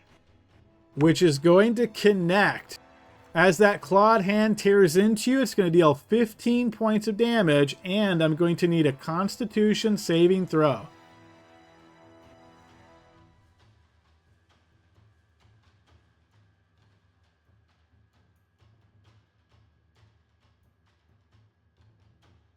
Sorry, I'm just making sure that which one is better. I guess it's Vigos. Hello, copy. Yeah, we hear you there, Brian. Hello. Did you get my messages there? Yes. Okay, cool. All right, you feel your limbs start to lock up there, Vigo, but you manage to shake it off. Then, in addition to that, she's going to draw this blade from her side and stab forward at you. That will also connect for 5 points of piercing damage. All right, rest of the team, you guys are charging forth. You're moving 60 or 70 feet in Zach's case. Still pretty far away. We move back to the lion. Okay. Can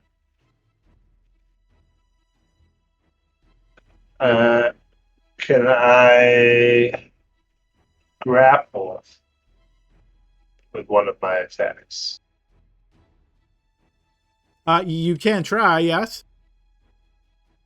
Okay. That's what I'm trying to do. Grapple. All right, so once again, that will be a strength or dex save for her. She is not grappled. Okay.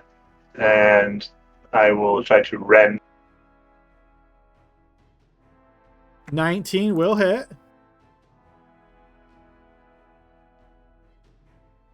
All right, you managed to wound her. And I start yelling out, over here, she's some kind of ghoul. And that's the end of my turn. All right, her turn. Once again, she's going to try to claw you, which is going to connect for 12 points of slashing damage. I need another con save.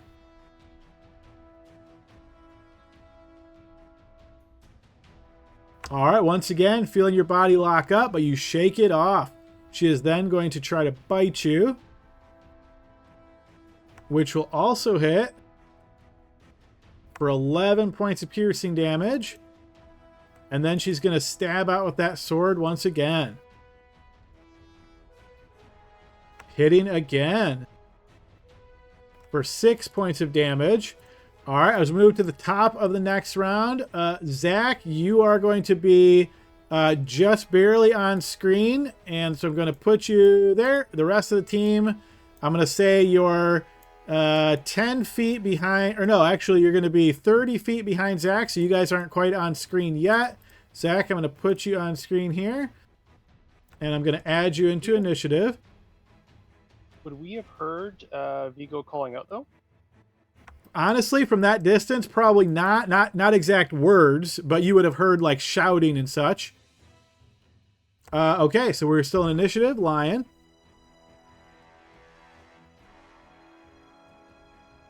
Okay. Lion is going to cast Cure Wounds on himself. Okay.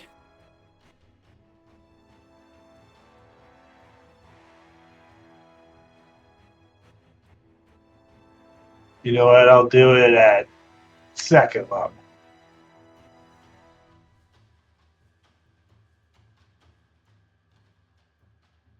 Nice.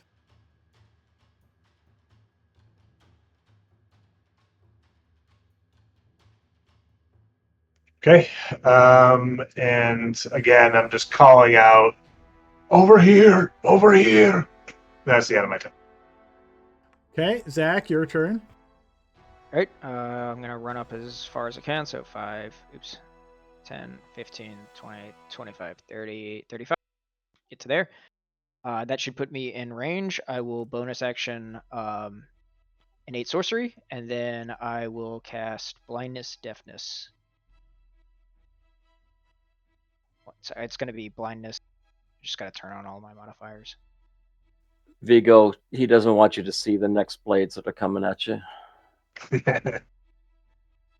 Cover my eyes. DC 16 con save. She is not blinded. All right, and that's my turn because I used everything. All right, on her turn, she's continuing to attack the lion. Here comes claws. Oof, that will be a fumble. Let's see what Yes. that is. Nice. Come Finally, on, big you money, rolled big bad. money. All right, she misses, and she can't believe she missed. So this next attack is going to be at disadvantage with the bite. So that would hit. I'm going to roll that a second time. Oh, that still hits. All right, that's going to be 14 points of damage as the bite pierces into your flesh, and then she's going to stab as well. That is also going to hit for 9 more points of damage. All right, move to the top of the round. Rest of the team, you managed to get onto the map at this point. Let me go ahead and add you guys in.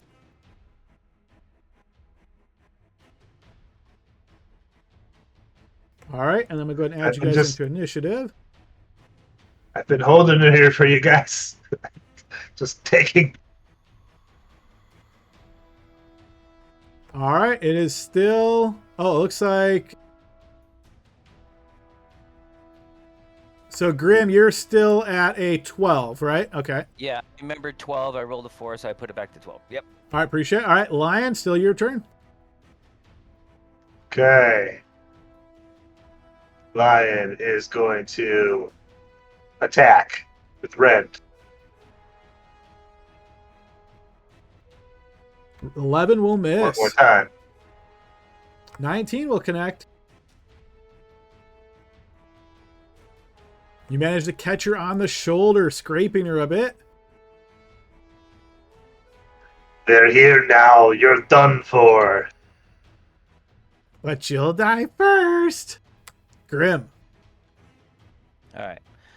5, 10, 15, 20, 25. 30. Bonus action dash, adrenaline rush.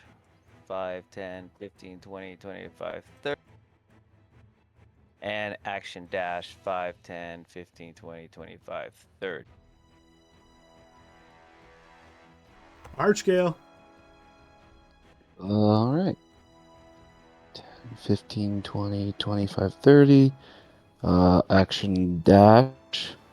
5, 10, 15, 20, 25, 30. And perfect. She's a ghoul. She's a ghoul. I am at Okay, Glory. All right, I will action dash.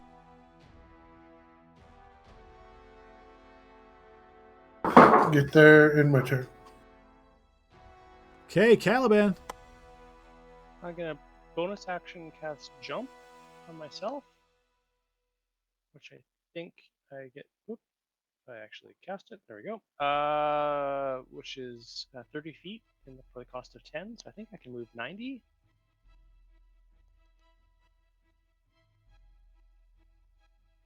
Should be 80 if your base speed's 30.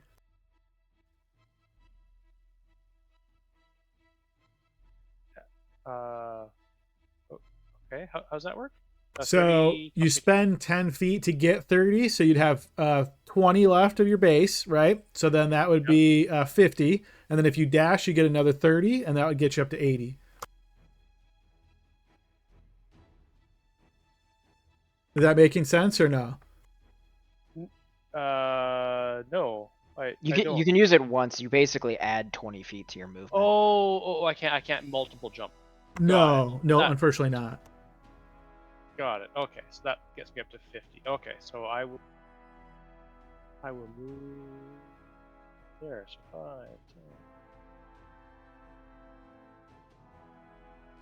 10, 50. Did I do that right? Yep. Looks right to me. Okay, and then if I measure from here to her, she's 70 feet. I'm going to use my action to cast Magic Missile at her. Unfortunately, you cast Jump, which is not a cantrip, so you can't. Oh, even though it's a bonus action. Right. If you use a slotted spell for a bonus action, then you can only cast a cantrip with your action. Got it. Okay. Free action to pull crossbow? You could draw a crossbow. I doubt you have one like readied at all times, but yeah, I suppose you could shoot. I think they allow you to use ammunition as part of the attack, so sure, you could do that. Okay. But can't attack. I just switch over to it. Is that... So I guess it really depends on what's in your hands. If you were running the whole time with nothing in your hands, but I seem to recall you guys were saying you were readying your weapons when you're. So I feel like you probably got sword and shield in hand, which would make it pretty difficult. Sure. Okay. I will switch out the sword for the crossbow as the action, but not fire. Okay. All right, Barnaby.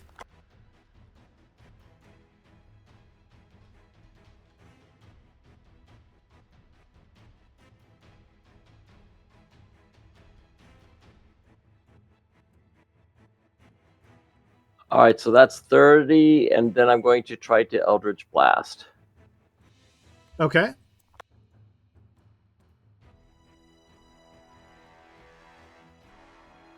That is going to miss. And next time I'm going to hit you if you don't leave my friend alone. All right, Zach. All right, I'm gonna run a little closer, up next to Archgale, and then I'm going to fire out a crack of energy from my hands as Witch Bolt. And if that 17 misses, I will use a feature that I have. That is going to miss. Okay, so I will use my meta magic to roll again. Sorry, I gotta click the thing.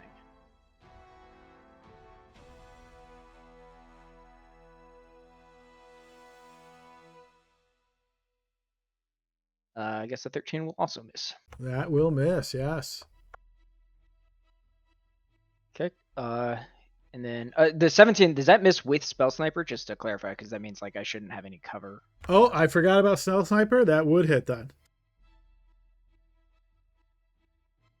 All right, 9 points of lightning damage. So if that hit, can I get my Yes. my sorcery point back? Okay, cool, thanks. And that will be my turn. All right, on her turn, she is going to look at you, Lion, and say, "And now you die." And she's going to slash out with her clawed hand, which is going to connect for 14 points of slashing and a con save.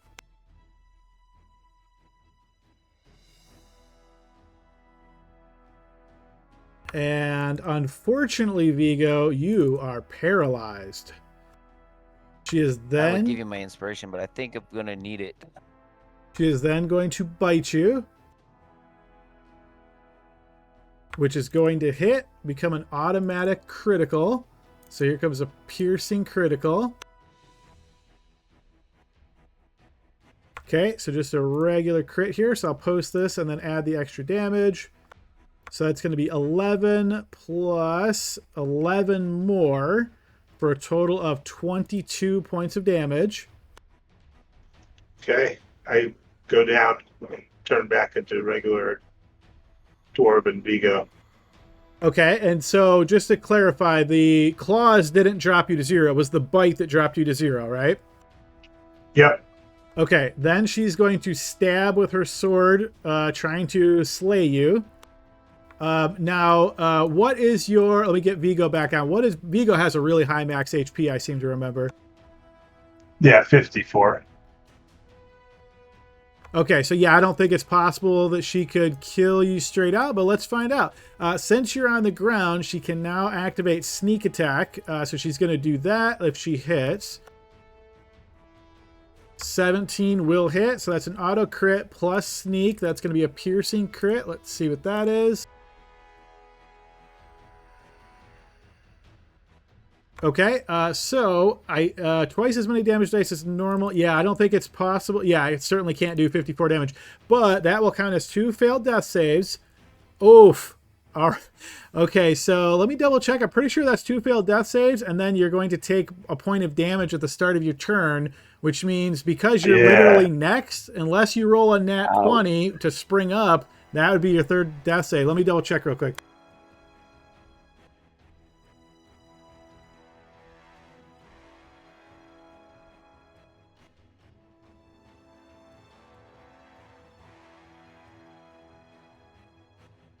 All right. As I'm trying to search that real quick. Yeah, here we go. Oh, unfortunately, that's not where it is. So I'm gonna. This is a critical one, so apologies. Just give me one moment to make sure I've got this correct. But I'm pretty sure if you're at 0 and you get hit, it's just auto 2 death saves.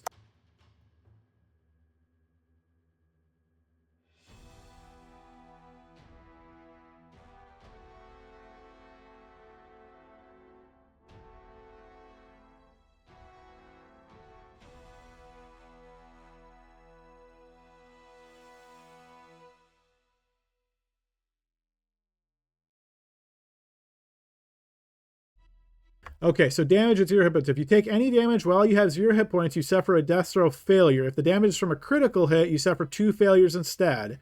Yes, so because this is a critical hit. Okay, so big roll. If anybody has inspiration and wants to award it to Vigo, I'll allow that once, or if you have your own, I'd allow that once. But yeah, so basically that's 2 death saves, and then because of the bleed at the start of your turn, the death save would go first. So go ahead and make your death save. You can obviously set that to GM.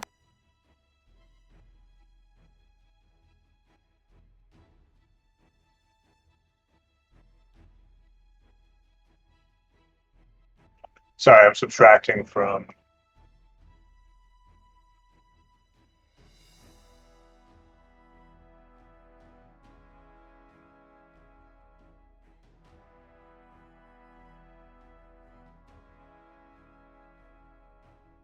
Oh my god. So that's what you rolled. If you have inspiration, do you have inspiration? First question. I do not. All right. Does anybody want, only one time, but does anybody want to give their inspiration to Vigo to roll a potentially failed death save? I would if I had it. I will. All right. Use mine.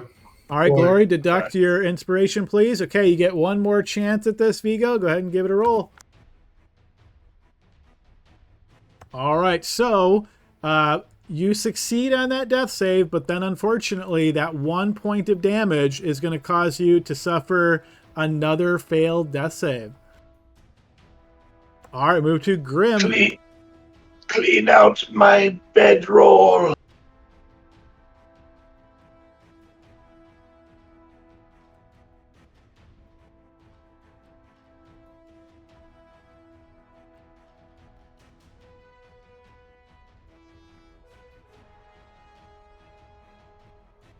Grim, we got you, or are you having technical issues still? Yeah, we may have lost him again. Okay, since we're already like 15 minutes over, guys, I know this is kind of a weird spot to stop, but why don't we go ahead and do that? That'll allow the tech issues to be resolved. And yeah, unfortunately, we lost a character, so that will give us enough time for this week, next week to get those things straightened out. But yeah, good session, everybody. Again, those dice sometimes are on fire when I'm rolling. Apologies to Vigo. That was rough. But yeah, I hope you guys enjoyed this. We'll pick up next week and see where the adventure takes us.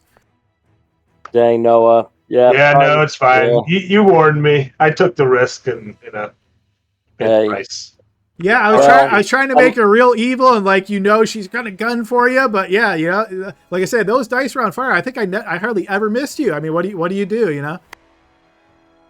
Disengage? I don't know. But, Well, that was one option, of course, but I don't want to get away. yeah, I look forward to seeing what you bring in next week, Noah. Yep. all right, have a good night, everybody. GG's, guys.